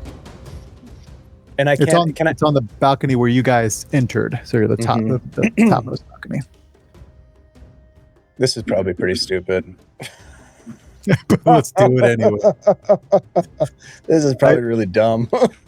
I'm going to I'm going to give you a visual of what it looks like. All right. But I'm not getting. Oh, that's beautiful. That's just a glorious, wonderful creature. I'm not getting a sense that it's hostile. No. Hostile. It's more curious. Maybe is the vibe I'm getting. That's the vibe you're getting. Yep. Okay. Well. Oh boy. I am going to. This is a terrible idea. I'm going to use the stored Misty Step. Okay. In my dagger, and I'm going to Misty Step to the balcony that it's on. Okay. And you can just take the stairs up if you wanted to. Yeah, but I want to get there like right now. Okay. I mean, if I can get there with my with my 30 feet of movement, then I would do that instead. But I was assuming with it being up on another level that probably Misty Step is in order. Yeah, if you ran, it would take you 2 rounds to get up to it. I am going to Misty Step using my stored dagger Misty Step. Okay. This is dumb. And then when I get up next to it, I am going to use... I have a feature because of my sorcery... I don't know what you call it. Sorceress origin. Mm-hmm. I can speak telepathically. Dig it, yeah. So I am going to say telepathically, I will let you live if you tell me who you're working for and why you're watching us. And I'm going to try to intimidate this thing. All right, roll me intimidation. Because for some reason I have a +6 to intimidation. I don't know why that is. You're that kind of sorcerer. I guess. You got charisma, man. Yeah. Oh, 19. So that's a 25 on a total on the intimidation. Okay. Scared the shit out of it popping out of nowhere. all of you see Algazar just disappear from your side. You don't know where he's gone, but that's what he's doing. Algazar, you Misty step next to it and say that, and it just sort of cogs its eyeball head at you, and kind of. And in your head, you hear, no work, magic secrets. It just sort of, that's what it says to you, and it's looking at you curiously. It's looking at you like it's looking beyond you, like it's looking through you. Yeah, All right. and you definitely hear it replying to you in your head. Okay. Is it communicating with me? Yeah. Okay. Was that my action to intimidate it? No. Okay. In that case, I am going to I'm gonna cast. And this thing is maybe 7 feet tall, but it's hunched over.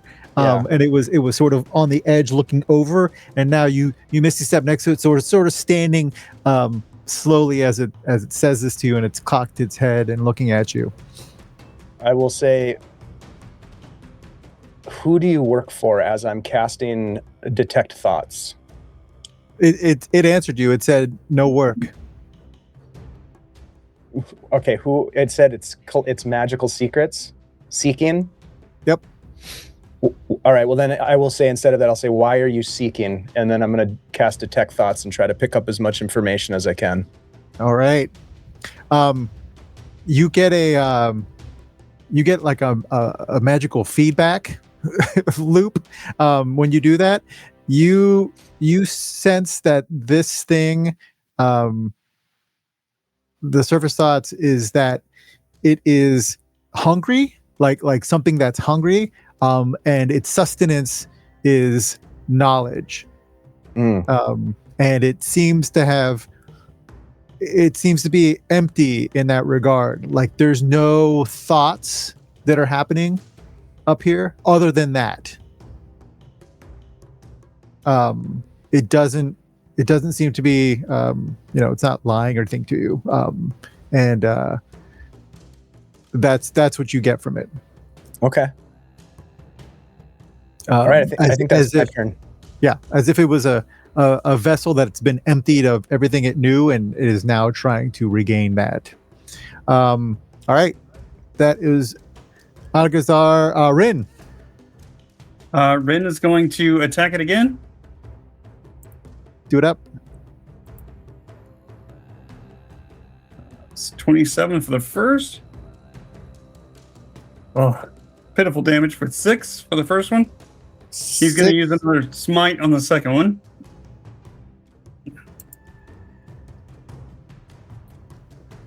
$18 hits. Yep.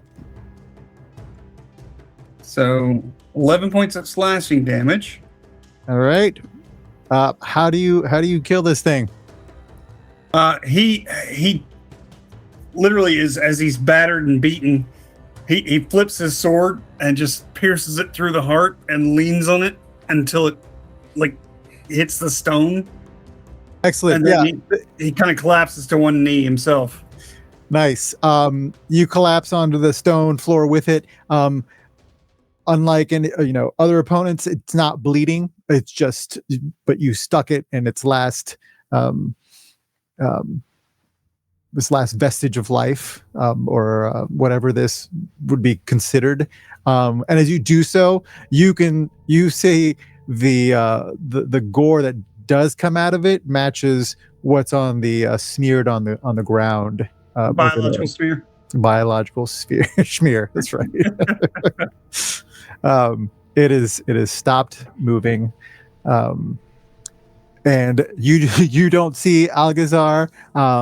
You don't have an enemy in sight. You're out of initiative. And what are you guys doing?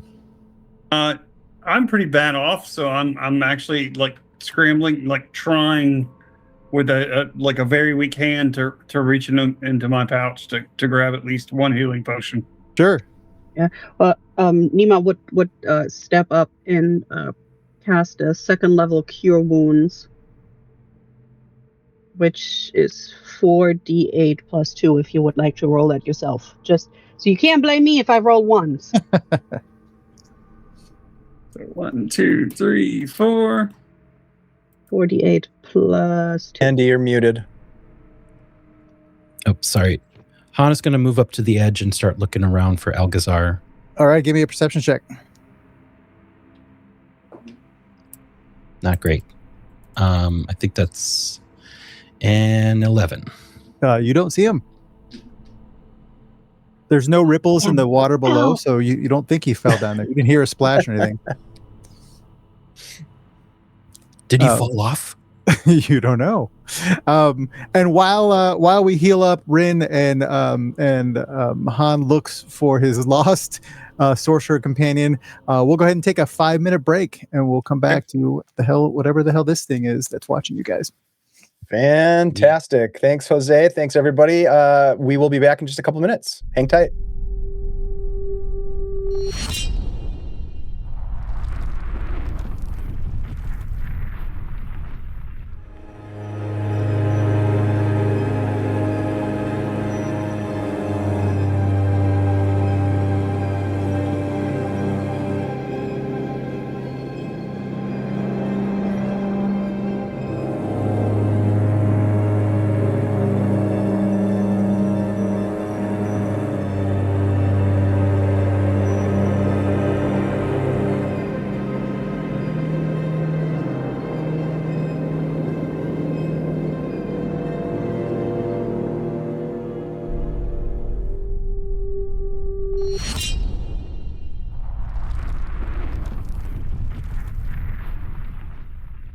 We're back.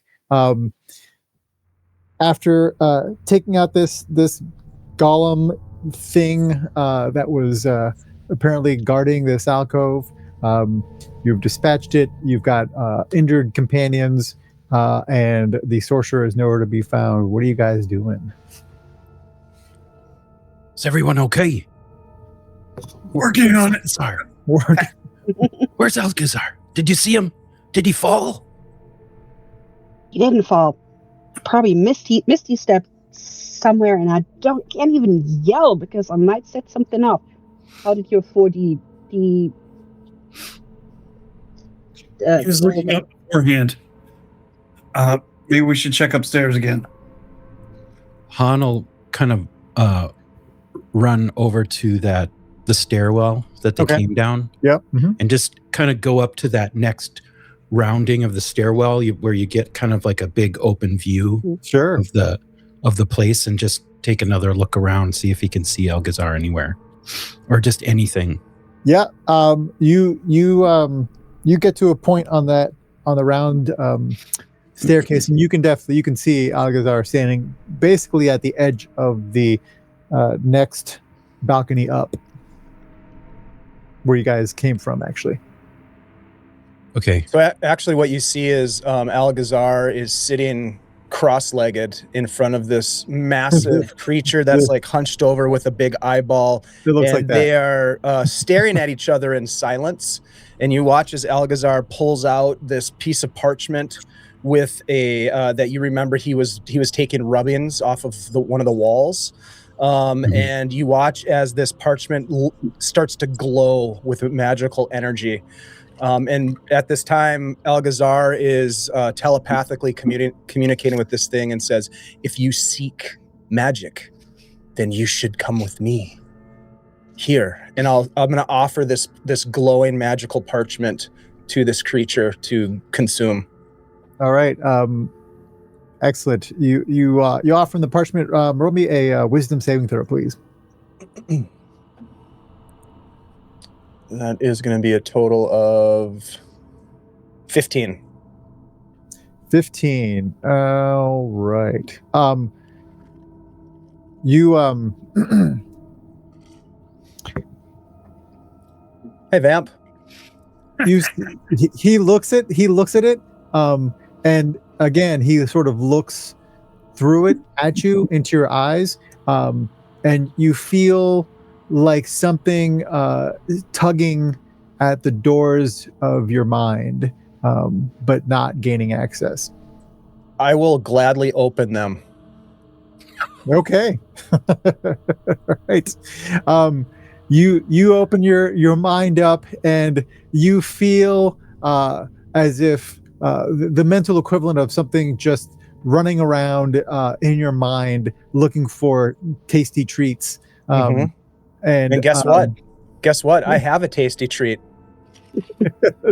you do so, and as this happens, you see it sort of start cocking its head 90 degrees, a little bit further as it's looking at you. Mimic it, and its pupil kind of grows and dilates as it looks at you, and then kind of steps back and goes, yes, and points down, and he sort of gets up and he motions you towards the stairwell. I will stand up from my cross-legged position and follow. All right. Han, you see this gangly creature, maybe 6 feet tall, maybe 6.5 feet tall, with this eyeball for a head and a mouth below it, just sort of malformed bipedal beast that is walking, and Algazar seems to be walking with him. It's okay, Han. It's okay. It's a new friend of yours? I'm going to communicate telepathically with the creature and just say, this is my friend. This is your friend. This is my friend. This is your friend. Just over and over again. Okay. Han will just start backing down the stairs towards the other. Baby Roof. The rest of Baby Roof. Yeah. I found him. He found something. Just this creature may help us. All right. It nods and he kind of beckons you as you were walking, and you guys see this creature that's illustrated. You see this gangly bipedal thing looking at each of you in turn with its one monolithic eye that is ahead, and it just kind of walks past you, looking each of you in turn, and it moves over to the alcove. I will follow it. Okay. And Nima, in like that whisper yell, she's gonna use Al's whole government name. First and middle. First, middle. First, middle, and last, and the third and fourth, and whatever else she can think of. Yep. There's a lot of them. What the hell were you thinking? I'm thinking we need to find the end of this puzzle. And I'm just going to continue over with it. Rin sighs and pulls the links of his chainmail out of his chest that are embedded there from the last flooding. How much did you get back from the cure wounds, by the way? I got 22 from you, and then I took a potion, so I'm not full up, but I'm feeling a lot better. All right, that's better. And she's probably in her mind like, look at that! I had to heal him, and he had to take a potion, because you had to touch something.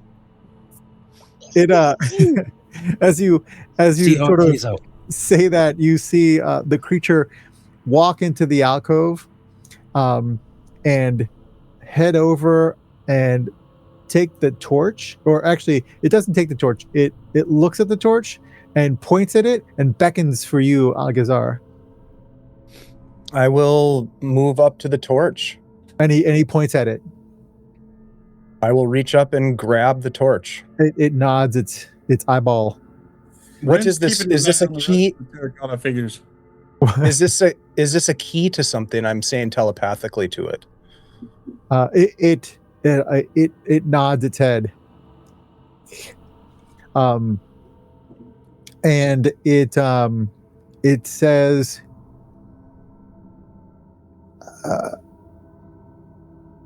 this. Yes, this is all in your head. You lead with this. Which direction? It looks back. Rin, you see that all the other terracotta warriors don't seem to be cracking or anything like that. They are perfectly still. And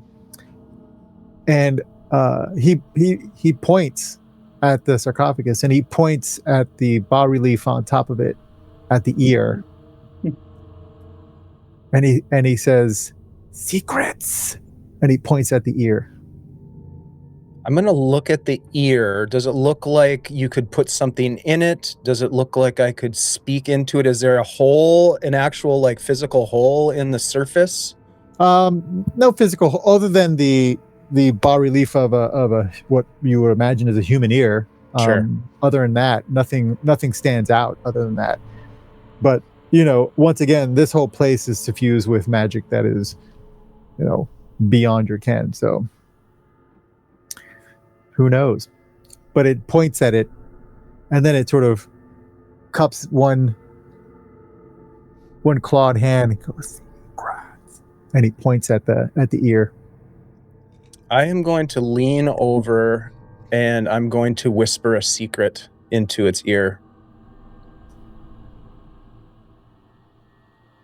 Which one? I mean, it's a secret. I'm not going to tell you. Black Friday is a lie. Do I have to tell you what secret I'm whispering into its ear? Is it the big one? It is the big one. Excellent.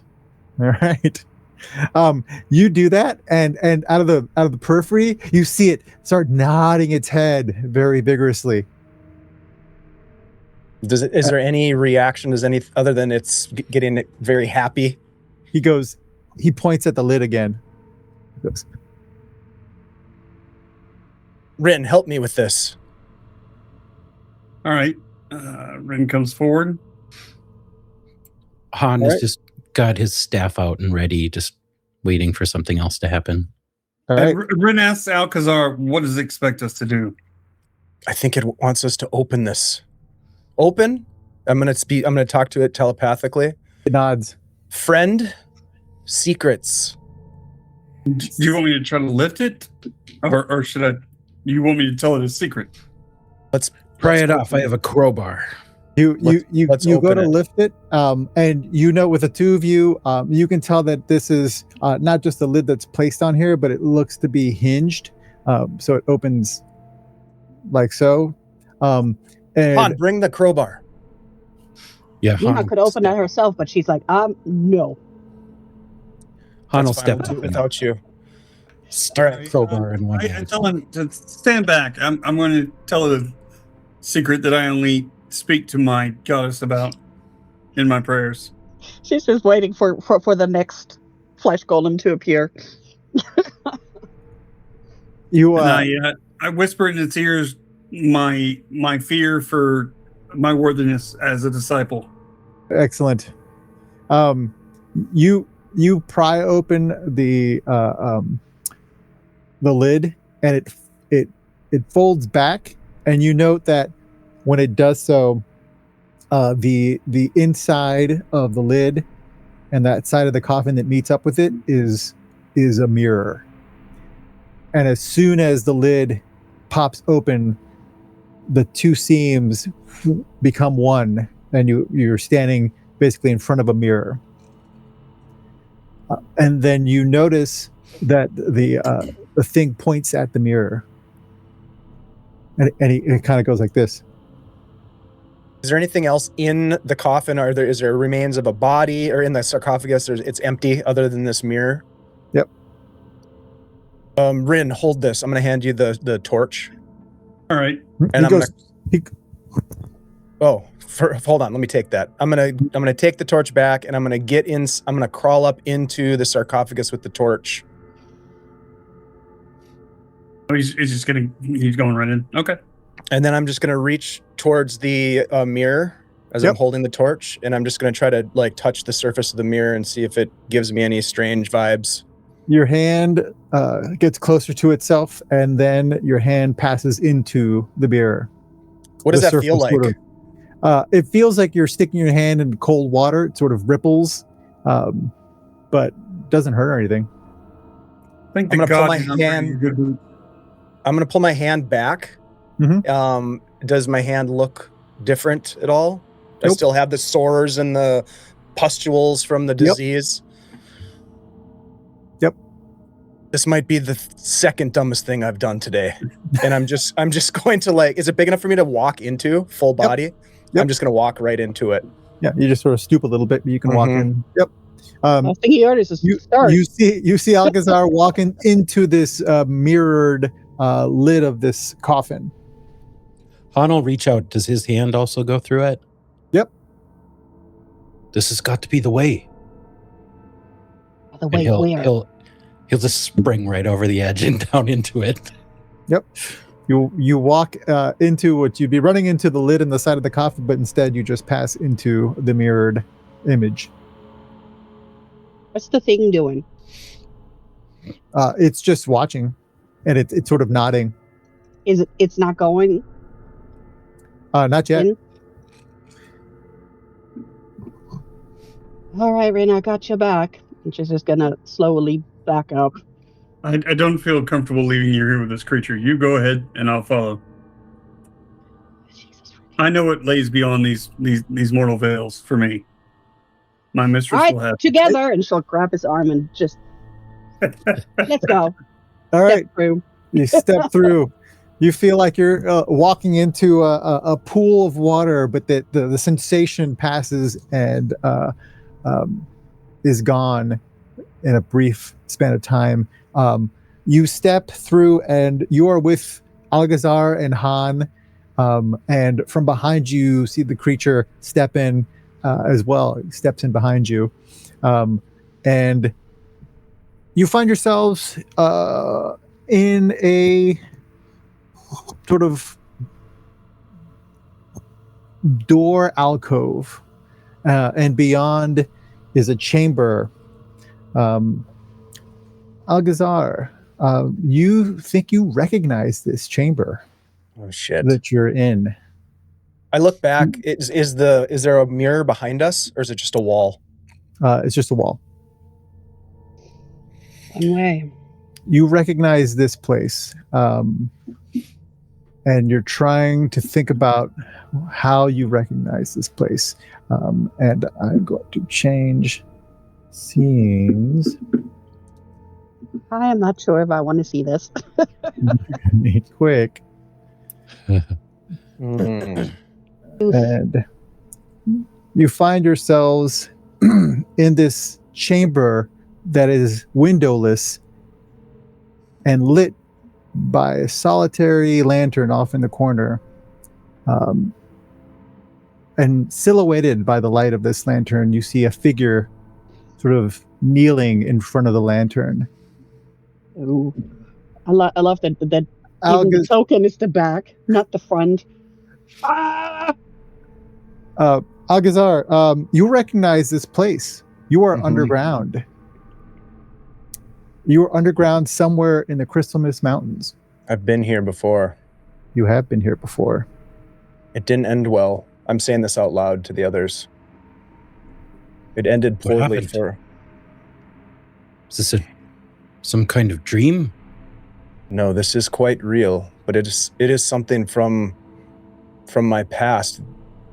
I was here with a group of scouts, and it's foggy. I made it out, but I was alone. The others didn't make it. I'm going to move forward. Mm-hmm. And kind of remembering where people had fallen during whatever the battle was that we had. Mm-hmm. I'm going to go check to see if it is the people that I at one point trusted with my life. Yes, you move forward. Rin following you behind you, with Han and Nima as well. All right, everybody, the whole party is coming. Yep. You move forward and you see against this broken pillar here. You recognize one of your old company members. He is dead. Does it look like he's just freshly dead, like this just happened, or do they look like they've been here for a long time, ancient and like decayed?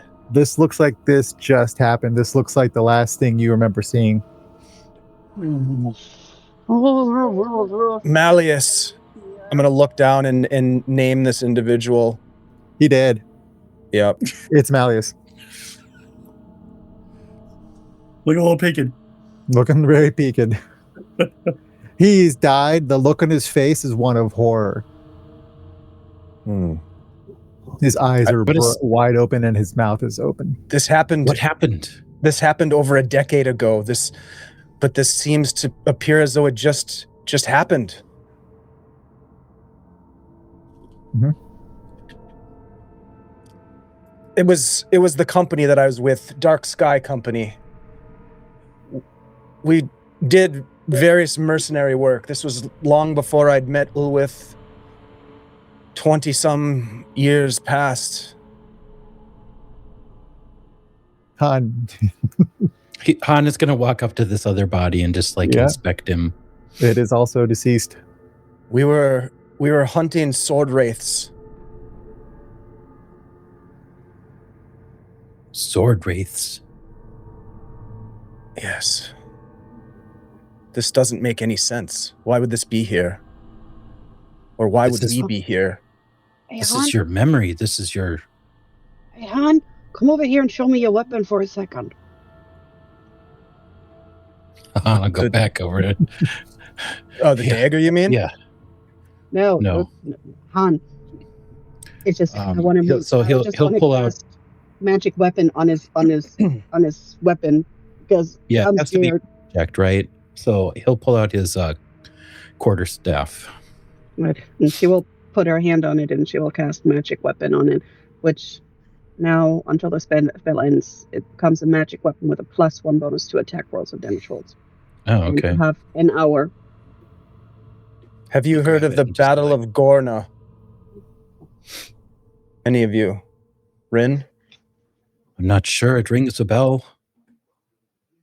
Nima It was probably did. I guess. Powerful archmage that had corrupted these warriors. Cursed undead creatures.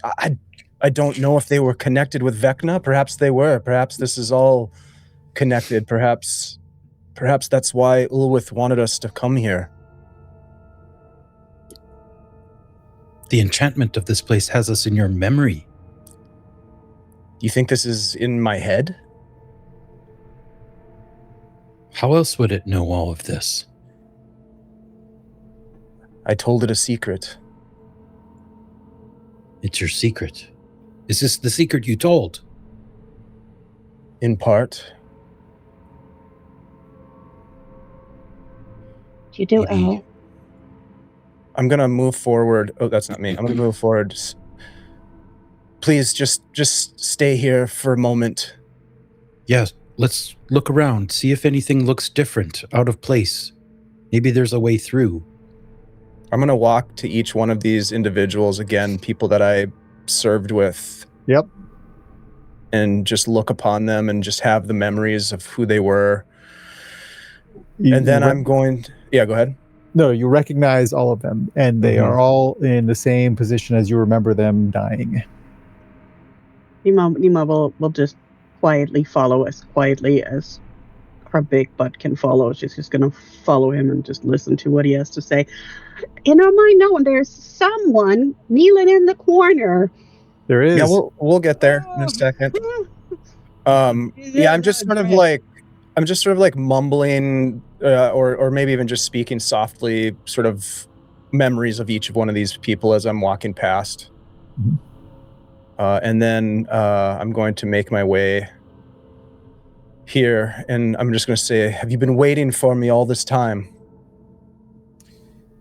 You see a figure that has got, as I said, its back to you, and it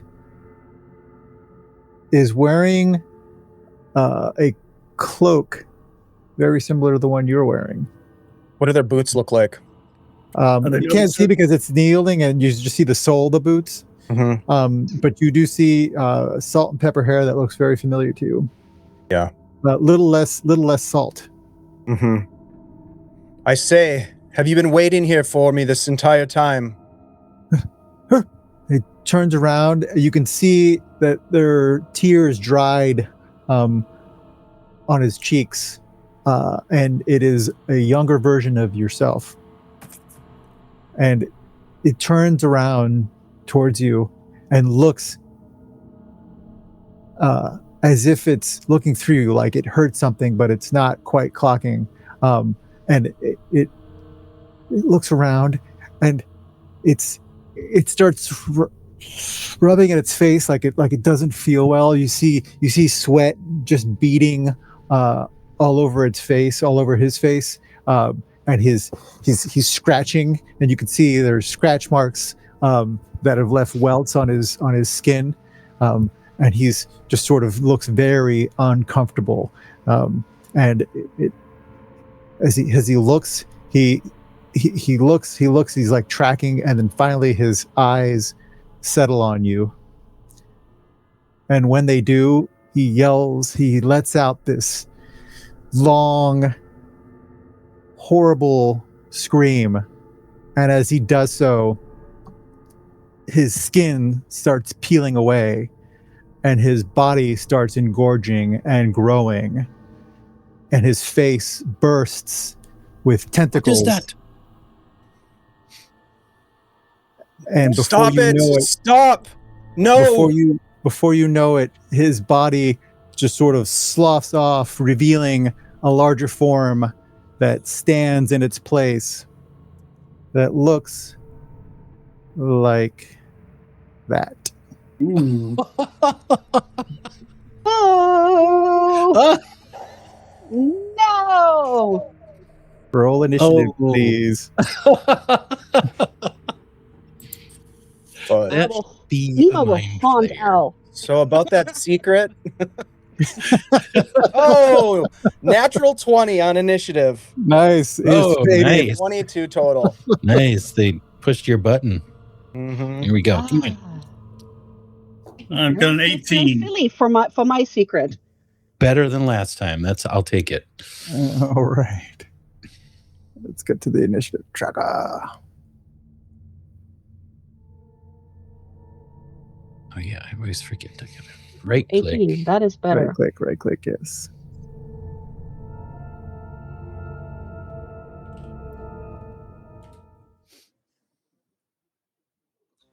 All right. It's Very cool, Jose. Very cool. All right.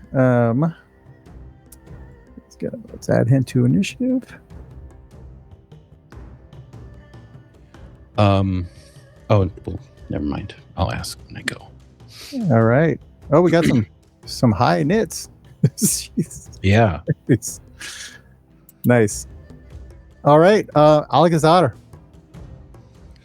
Does this thing look like it's in pain? Does it look like it's like Not anymore. angry? not anymore. Okay. We all got 18s. Yeah, looks that way. Yes. Is that a mistake or is that? No. Okay. All right. Apparently that's That's what you great. rolled. Yeah. All right. It's my turn, huh? Yep.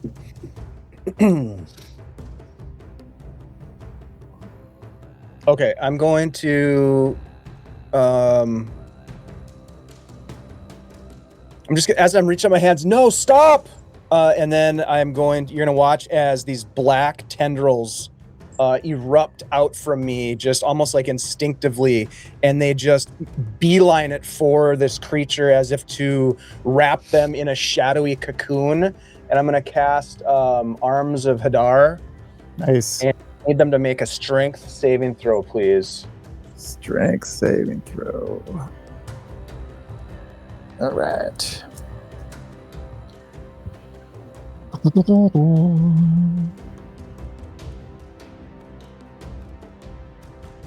All right.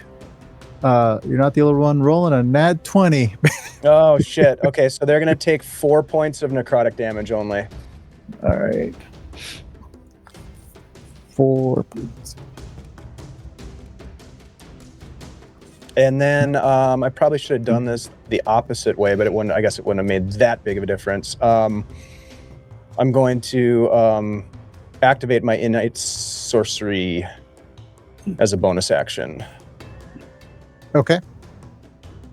All right. And let's see. That's it. All right. Next is Rin. All right. So Ren, 5, 10, 15, 20, 30. And he's going to bring the sword to bear. Okay. He's a simple man. He has simple designs on how to deal with situations. Yep.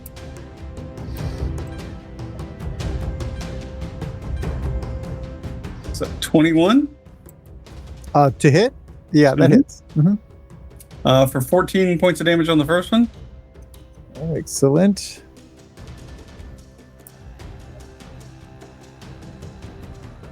$23 on the second. That hits, yep. Mm-hmm. Or 13 points of damage on that one. Wow. All right. He Nice. is going to use his bonus action to do another Divine Smite. Right.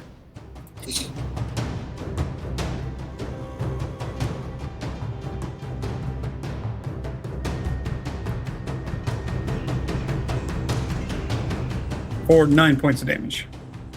All right. For 9 points? Yes, sir. All right. And that is his whole move in action. So Excellent. Nima. All right. Nima is going to curse in Dwarvish and Giant. It probably takes Al's name in vain a lot right now, even though, you know. And then she is going to use her action, and she is going to cast Aura of Vitality, which means that it's a 30 feet aura. I have a minute. Yeah, I have a minute. And at the start of each turn, I can restore 2d6 hit points to one creature in it. So I should probably do like a 30 feet circle around me or something. All right. All right. Yeah, you get all your friends. That's huge. Yeah. Yeah, yeah. That's pretty big. That's everybody.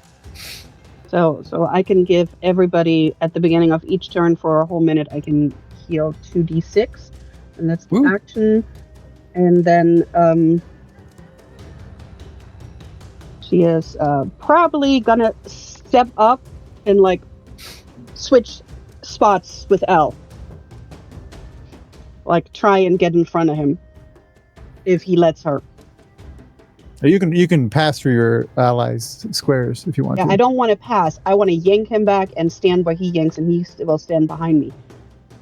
I don't just want to pass him. I want to put him out of the way behind me. And I don't want to stand right here. I want to, have a little bit more space. He's not in a position to be resisting anything right now. He's in a very fragile state. I'm curious, Sure. Rin, are those temporary hit points still active from the Yes. from the 8? Oh, yeah. Okay. I was just going to ask that. They're Okay. good for 8 hours. Okay. I Perfect. spent mine, but that's okay. That's completely fine. Great. All right. Is that it, Anima? That's all she can do right now. All right. Han. Is this feature in front of Han right here? Is that like goes to the ceiling, or is that like a ledge? That's a column that That he- goes to the ceiling, yeah. Oh, okay. All right. About halfway is- to the ceiling. It's broken. All right. He's going to race around it. 1, 2. The piece in Uh, front though looks broken. Like he could jump on top of it, right? How Yeah, high next do you to think the that side, is? the side of the column. Yep. Like this one right here. Yeah, that's the side of the column. That one you could jump on. All right. And then he's going to throw a dart at this thing. Okay.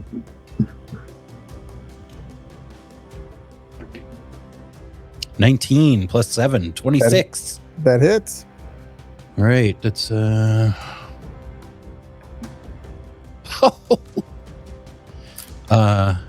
that's a total of 12 piercing from 12 his dart. piercing. Nice. So he nails this thing in the neck. And then with the rest of his movement, he's going to twirl his quarterstaff, step up here, and just try to smack this thing across the head. All right. Smack it up. With advantage after the Vex property on his dart. Ho, ho, ho. I rolled a 1 and a nat 20. All right. I think you'll know which one you'll go with. And that the magic weapon on his staff was just like it's a +1 weapon. Is that what it is? That's a good question. I don't know if it just acts as if it's magical. So going, getting past magical resistance. Yeah, it does you're get muted. magical damage. Yeah. Yeah, it does magical damage, Yeah. but it just acts like a +1 quarterstaff, right? I don't think it's +1. I don't Maybe think it's +1. It's just I think it's through just magical. Well, I thought. Oh, Nima's frozen. Uh-oh. Can you hear us? Yes. How does that magic weapon work? Do I get any pluses to hit Is that a +1? or +1. damage? You get +1 to attack and +1 to damage rolls. Okay, Okay, so it is like a alright. magic. All right, so that's a total of 18 bludgeoning from the crit, Nice. and then bonus action. Unarmed strike. He's just gonna like spin around and kick this thing. Okay. And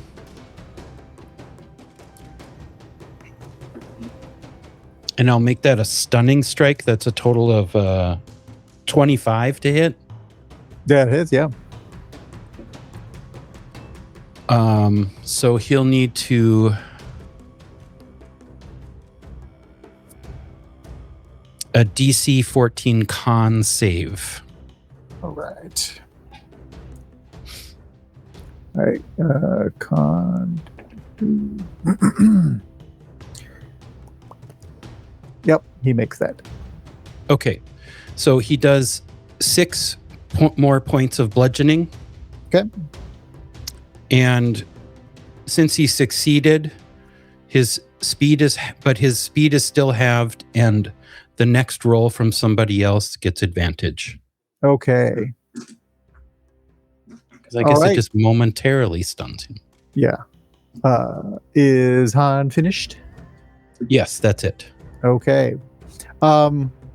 It is the creature's turn. The mind flayer floats. You're getting pummeled. Floats off the ground, and let's see, who's it going for? And sort of he's bleeding, but still in the fight, and he looks around. And 65.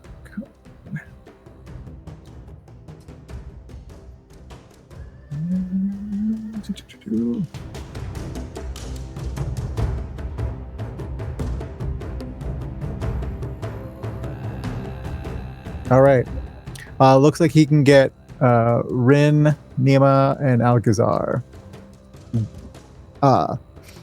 All of you feel this psychic blast hit you, and I will need you to roll me a intelligence saving throw. It's not good. This is the way. Don't make me put you in the yard. Whew, 19. All right. Jose, I'm going to use a luck point that I totally right. forgot that I had those even until right now. And apparently I can roll this with advantage. I can give myself advantage. Okay, do it up. I got a 17, even though I have a -1. So I did well. I rolled a 19 and a dirty 20. Nice. All right. You are none of you are stunned, so that's good. Holy shit. But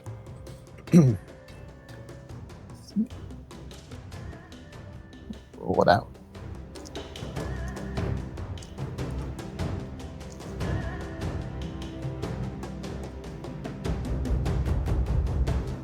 All right. Everybody takes 21 points of damage. Right. Will you let Everybody everybody that rolled had to roll. Everybody had to roll. Yeah. Okay, Correct. all right. Can I use a reaction and do like the stone's endurance on this, or will that not apply? It's psychic damage. I don't know if that applies to the. It just says when you take damage. When you take damage, sure. It doesn't say anything else but when you take damage. Okay, yeah, then it applies. All right, then I'm gonna take the second of my 3 stones endurances and I'm gonna roll a d12 plus 1 and see if I can reduce that a little bit. 12.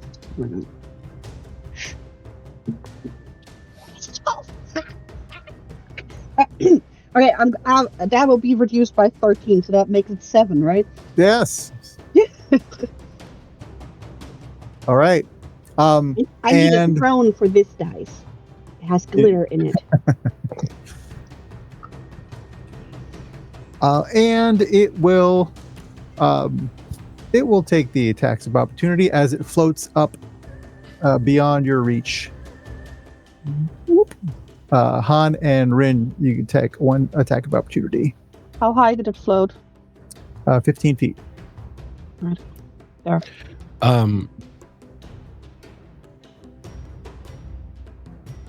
Since this will be an unarmed strike for Han, he's going to attempt to grapple it. Okay. And I do 15 points of damage with my longsword. You say 15? All right. All right.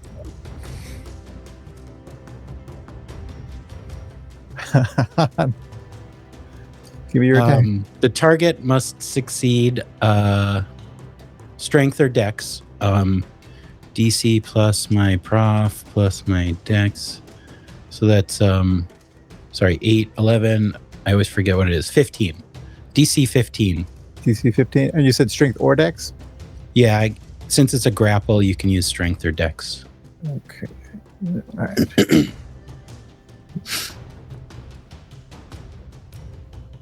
That's 16 on the die. Ooh, yeah, he beats it. All right. It slips out of your hands. And because don't grappled creatures fall? Isn't that the deal? I was trying to get him. Or you might go with them. Who knows? But can't remember. we won't ever find out. Either way, it would have been fun. All right. I didn't think that far ahead. He floats up ahead as Han slides off of his slick leg. And we're back up to Alcazar. All right. I am going to look up at this creature with tears in my eyes. There's tears like rolling down my cheeks. What is there any sort of, am I getting any sort of like somatic like sensation from what's happening right now? You've got this low grade headache and like a buzz in your ear, like a buzzing in your ear. Just reach up to my ear and like pull my hand away. Do I feel anything there? There's a drop of blood. Okay. Oh man. All right. And you feel like an urgency, but that's about as best as you can explain it. Mm-hmm. All right, I'm gonna reach out my hand that has the blood on it, and I'm just gonna say, "Stop what you're doing!" And I'm going to cast Dissonant Whispers. And I'm gonna cast it at 3rd level. It is going to need to make a Wisdom 16 save. Wisdom 16? Yes, sir. All right.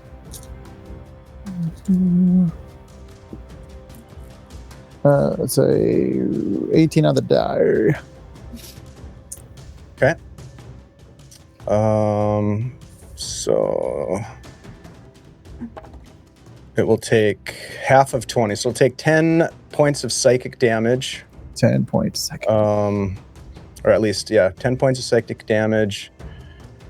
And basically, what it's hearing in these whispers are the voices of all the companions crying out in pain at their moments of death, because Alcazar remembers that moment so vividly right now. It's like all of that memory is flooding back into his mind, and he's trying to channel that psychic trauma towards this creature that he sees as himself. Excellent. And that's my turn. All right. You get a sense, just a fleeting sense, that it is resisting you in that regard, as if this, what you're looking at, is a mirror of yourself, is what could have been, is what is the opposite of you. And you do that, and you sense no kinship with this creature. This thing is no longer you. Okay. I'm going to use my bonus action to use, what is it called? It is called...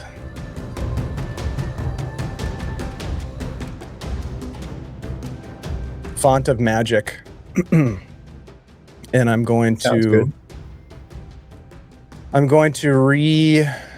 use my sorcery points to regain a 3rd level spell slot. And that's the end of my turn. Okay. Rin. So this piece of broken column next to me, is this something I can climb onto with my movement? Yeah, it's about 5 feet. Okay. Then I want to try to jump at it and hack it with my sword. Okay. It worked last time. Sure. Give me an athletics check, and you'll be attacking with disadvantage if you make your athletics check. Okay. Not a problem.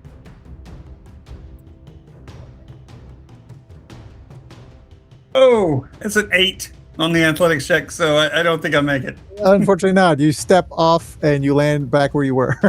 Okay. Then I simply prepare my second attack for in case he comes back down to light and or try to attack us. All right. He can't eat your brain from up there, so that's good. Let's see. Nima. Nima watched him try, and then she decides, channeling her inner owl, she's going to do the same, but she's going to try and grapple and bring that thing down. So okay. She is actually gonna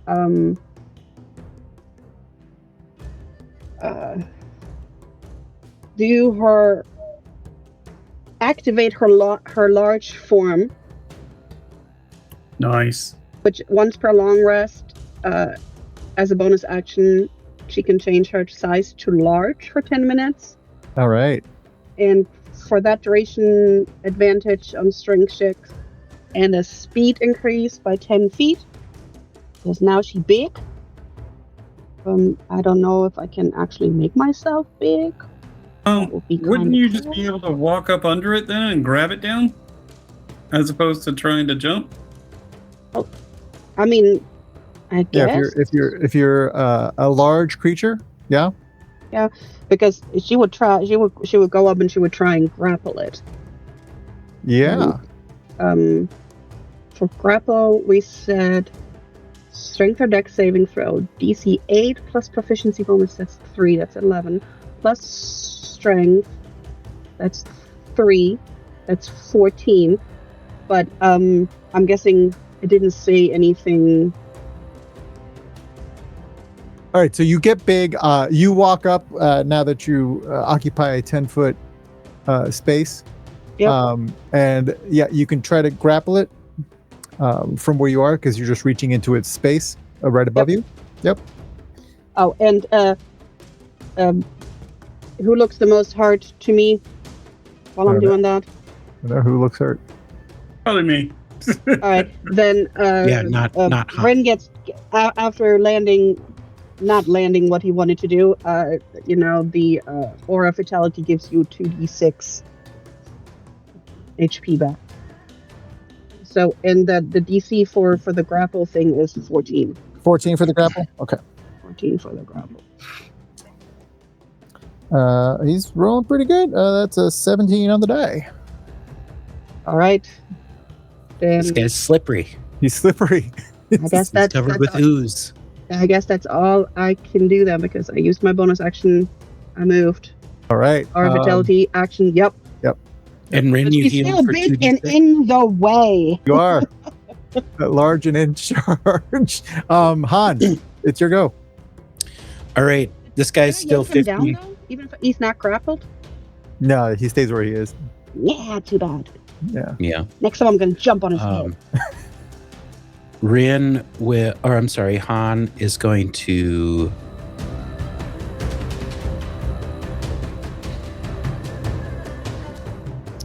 Don't have a lot of ranged options. He's going to move back. Get those darts, don't you? And yeah, he's going to me throw and a jump. dart. You can climb me and jump. He's going to throw a dart for now. Okay. I'm not going to fight them. Climb me. 19 to hit. That hits, yep. Okay, so that's 8 piercing. 8 piercing? All right. Yep. The Vex property gives him advantage on his next attack. So I think he's going to throw another dart. Okay. With advantage. Here we go.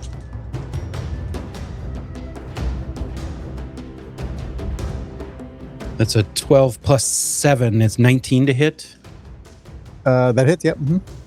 And then that's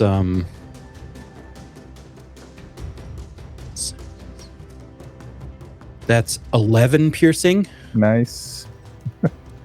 And then he's got movement and a bonus action attack. So he's going to try to do what what Rin did. He's gonna race over here, hop on here, and then just launch off and try to grapple this guy. Okay.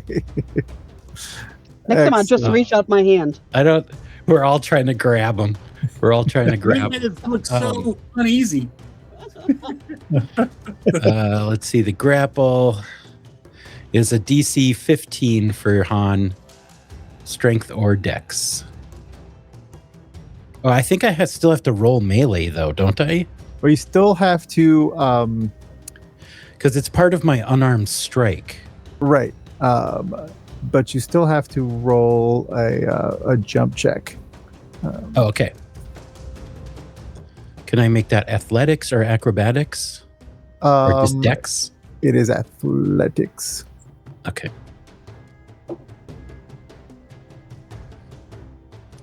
14 plus 6, so 20, dirty 20. All right. Yeah, that is enough. Did I grab this slippery guy? Did he fail his save? Oh, the save is, what's the save? DC 15 strength or dex, whatever you want. 15. Oh, it meets, it beats, right? That's correct, but he's not that strong or slippery. However, all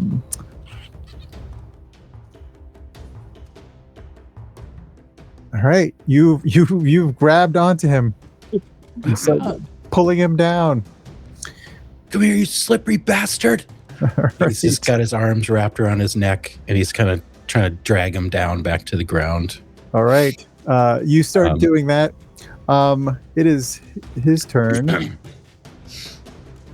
and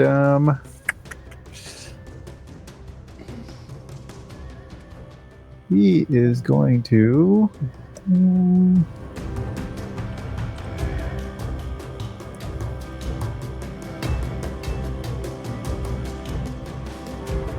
Throw me a oh, is that good for you? You.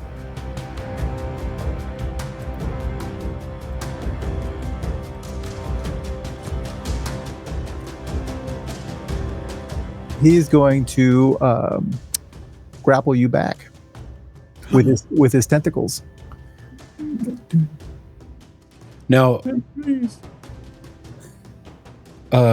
does he get some kind of like disadvantage on like trying to attack me in some way, or how does that work if I have him grappled? Let's find out real quick. Oh. So his speed becomes 0. Yeah. I think that's his only real disadvantage. Yeah, he can still attack. He just can't move without trying to defeat the grapple. Yeah. Do his attacks have disadvantage? I No. don't think so. No. Okay.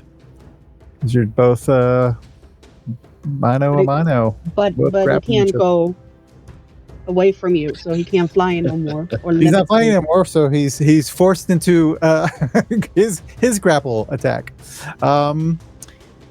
He is gonna try to hit you. Bring it.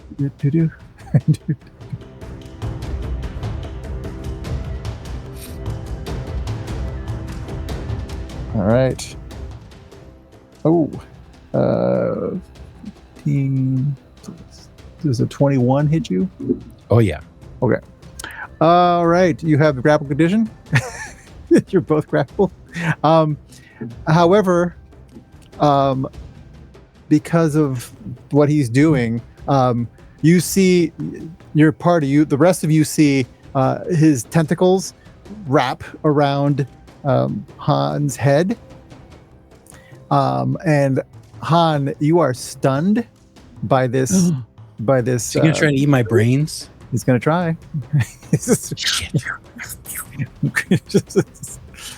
Got any more of them misty steps, Dave? Never mind, it won't help anyway. All right. And I think that is what he's going to do for now. That's all he can do for now. He's going to he's still floating, he's still sort of sinking slowly as you are grappling, but suddenly you are stunned, and he is holding Han's body by his head, basically, at this point.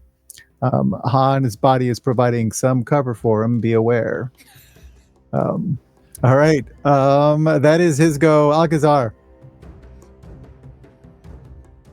Well, I suppose if I hit him with lightning bolt, it's probably going to hit Han, so I shouldn't do that. Probably if I use catapult, it'll probably hit Han. Mike? I got a high AC. I'm pretty dexy. When you're grappled, though, you're not. Right. Maybe you can make him drop me.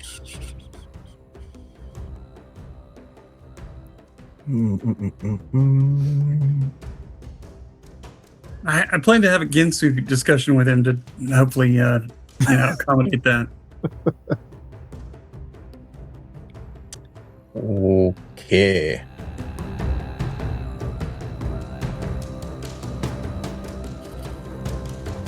All right.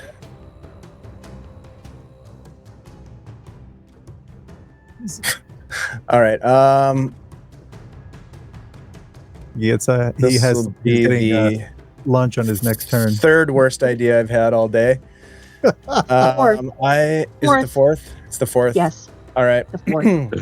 I'm totally going to, I'm going to wipe the tears from my cheeks, and I've seen Nima do this thing before where she enlarges herself. So I'm going to run up her back and climb up.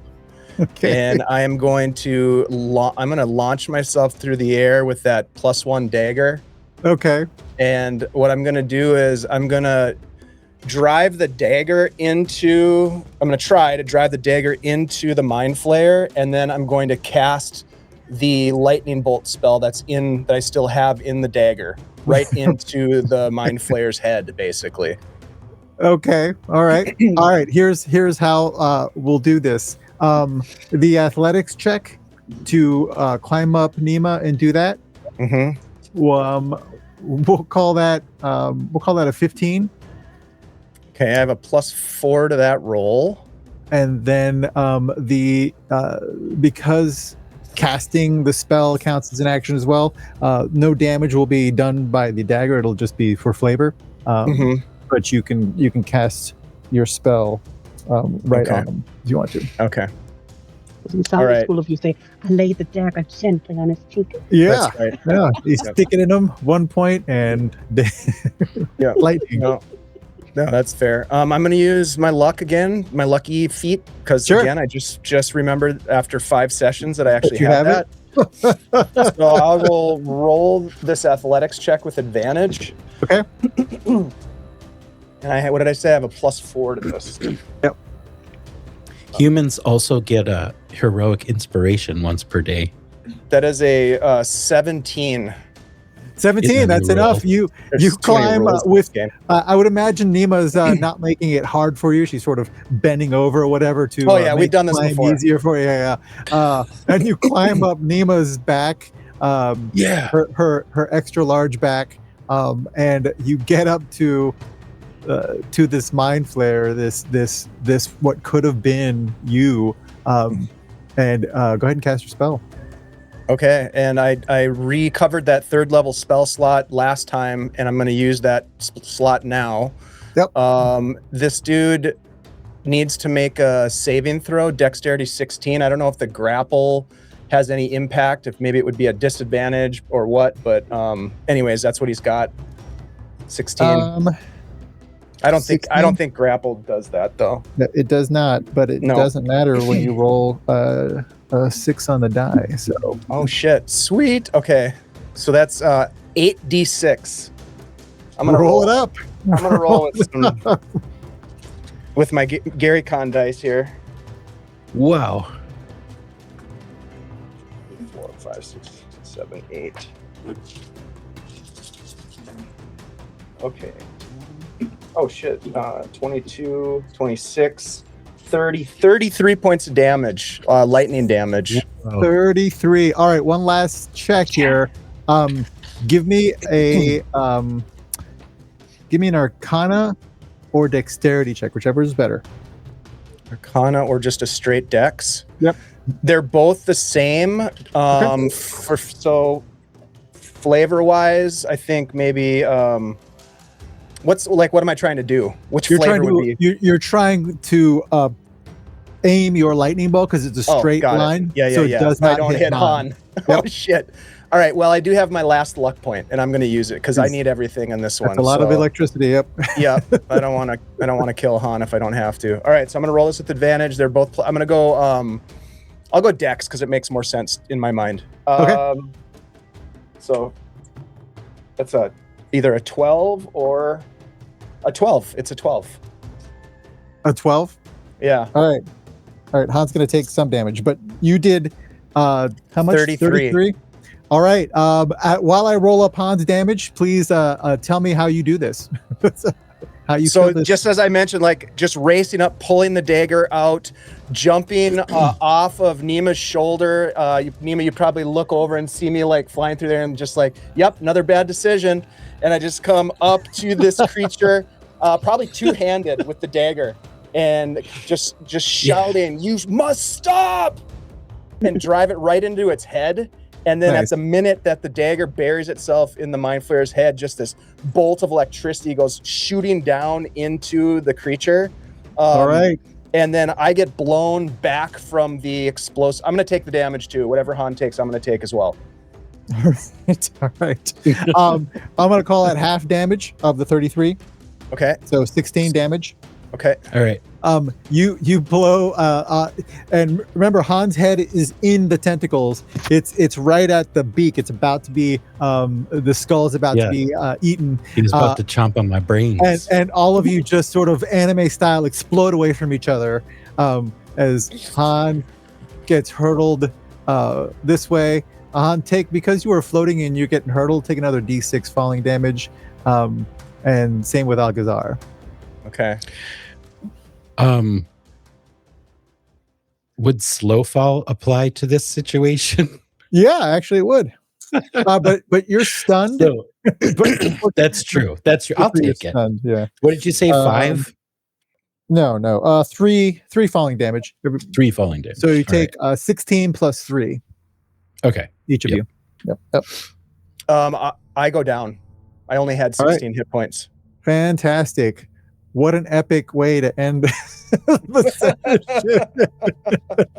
My aura of vitality is still Algazar. Algazar smites. What was Algazar's last words? Or You must stop this. okay. Yeah. Kablooey, lightning flashes in the room, blinding everybody for a split second. And when you come to, you see Algazar's crumpled form lying over by the lantern. And you see, is Han still up? Oh yeah, Han's dazed. Han's dazed with his back against this broken pillar. And you see this creature has fallen from its floating position and is on the ground, just steaming or smoking husk. And that is where we will end the session for Great tonight. battle. That was fun. Cool. Nicely done, everybody. Woot. Thank you, Jose. That was fantastic. This place is so cool. It's creepy. Yeah, Yeah, for sure. very creepy. I like it. All these dead companions. That was my secret, man. You all had some good ones. Yeah. I got something growing in my head. And now you know. Yeah, now you might figure out what it was. Yeah. Anyhow, well, thank you, Jose. Thanks to everybody who's hanging out with us tonight. We really appreciate you guys being here and supporting us while we play this game and cheering us on. So thank you very much. Let's go around the table and say our goodbyes. Let's start with Bart. Yeah. So Bart, Alien Anti-Hero, on any socials you might find me. I am one of the primary DMs over on GaryCon Live. This coming Sunday, we will be doing our holiday special, which is going to be a winter-coded zombie apocalypse using 5e rules. So it's going to be kind of interesting, and I've also got some special people there. Vant Whitman's going to be there. So we should have some fun and do some silly stuff, and hopefully I get to eat quite a few of my players with zombies. It's always fun. Please come check us out. Awesome. Let's go next to Andy. Hey, what's up, everybody? My name is Andy, also known as Andy G3D here on Twitch and other places like our Discord. Come on over there. Say hi. We have good times. I don't think that link works anymore. Okay. We're not taking any new people. Oh, yeah. It's super exclusive. It is now. Try to get into our Discord. And I'll say hi. Be disappointed, and you'll be disappointed. But thanks so much, Jose. I had a lot of fun tonight, and I got to say, this is the first time I've ever fought a mind flayer in D&D. Almost got your brain eaten. So yeah, that was cool. I'm sure Han has a tasty brain. Let's go next to some secrets in there. Hi, I'm Vivi or Vivacia. That's how you can find me on Blue Sky, on here on Twitch and on Discord.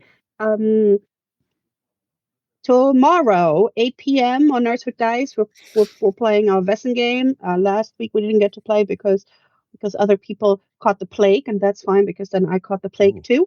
And we're going to continue playing tomorrow at 8, and this whole month Nerds with Dice is totally not copying Guild Superior and raising money for Feeding America. And that's about it. Good cause. Copy away. We did not invent the Feeding America fundraising. We just did. I'm glad you're doing it as well. That's awesome. They decided, and then I saw you did it, and I'm like, no, so important. It's so speaking important. Of which, Vivi, speaking of copying, from now on, biological smear is a thing that I will be using as a DM forever. It's the only thing that came out of my mouth when you don't want to use words that ick people out. It's the most accurate, really. Really the most accurate. It's ick. It is. It's great. All right. Well, Vivi, thank you so much, and best of luck with the fundraising effort. Thank you for doing that. Let's jump next to Jose. Jose, thank you so much for putting this together. I think in case folks joined us late, Jose wrote this adventure, did most of the art for it. I'm guessing. I don't know if you did the map. Did you do the maps too? Yeah. And the maps, which are absolutely gorgeous. The first map, not the second one, but the first one. Okay. Yes. Yeah. The absolutely gorgeous maps. And yeah, just really appreciate you sharing all your creativity with us like this. Thank you, Dave, and thanks again for hosting and doing all the behind the scenes stuff. And thanks to my players. pleasure. This was a joy running you guys. We will pick it up next week. We finish off this module. In the meantime, I'm going to be busy doing art, writing for the Realms Bound project. There's a little link there you can click on, get on the mailing list, and keep up with the project. It's a collaboration with Ed Greenwood and a bunch of other storied writers. And I'm writing some stuff in it, and I'm doing a lot of the art for it as well. So first book comes out in March of next year, so that's exciting. I'm also doing some art for New of Arden, so that'll be a cool when that gets unveiled. And that's what I'm doing. Keeping very busy. But I will see you next week for the conclusion of this adventure. Thank you so much, Jose. Your projects are so fantastic. I can't wait to see what you guys end up doing with the Realms Bound stuff. It's gonna be awesome. Yeah. And I saw that there's a new promo out. I think you can probably find on YouTube somewhere. If you search for Realms Bound, I'm sure you'll find it. It's really good. It's all high production value. So good.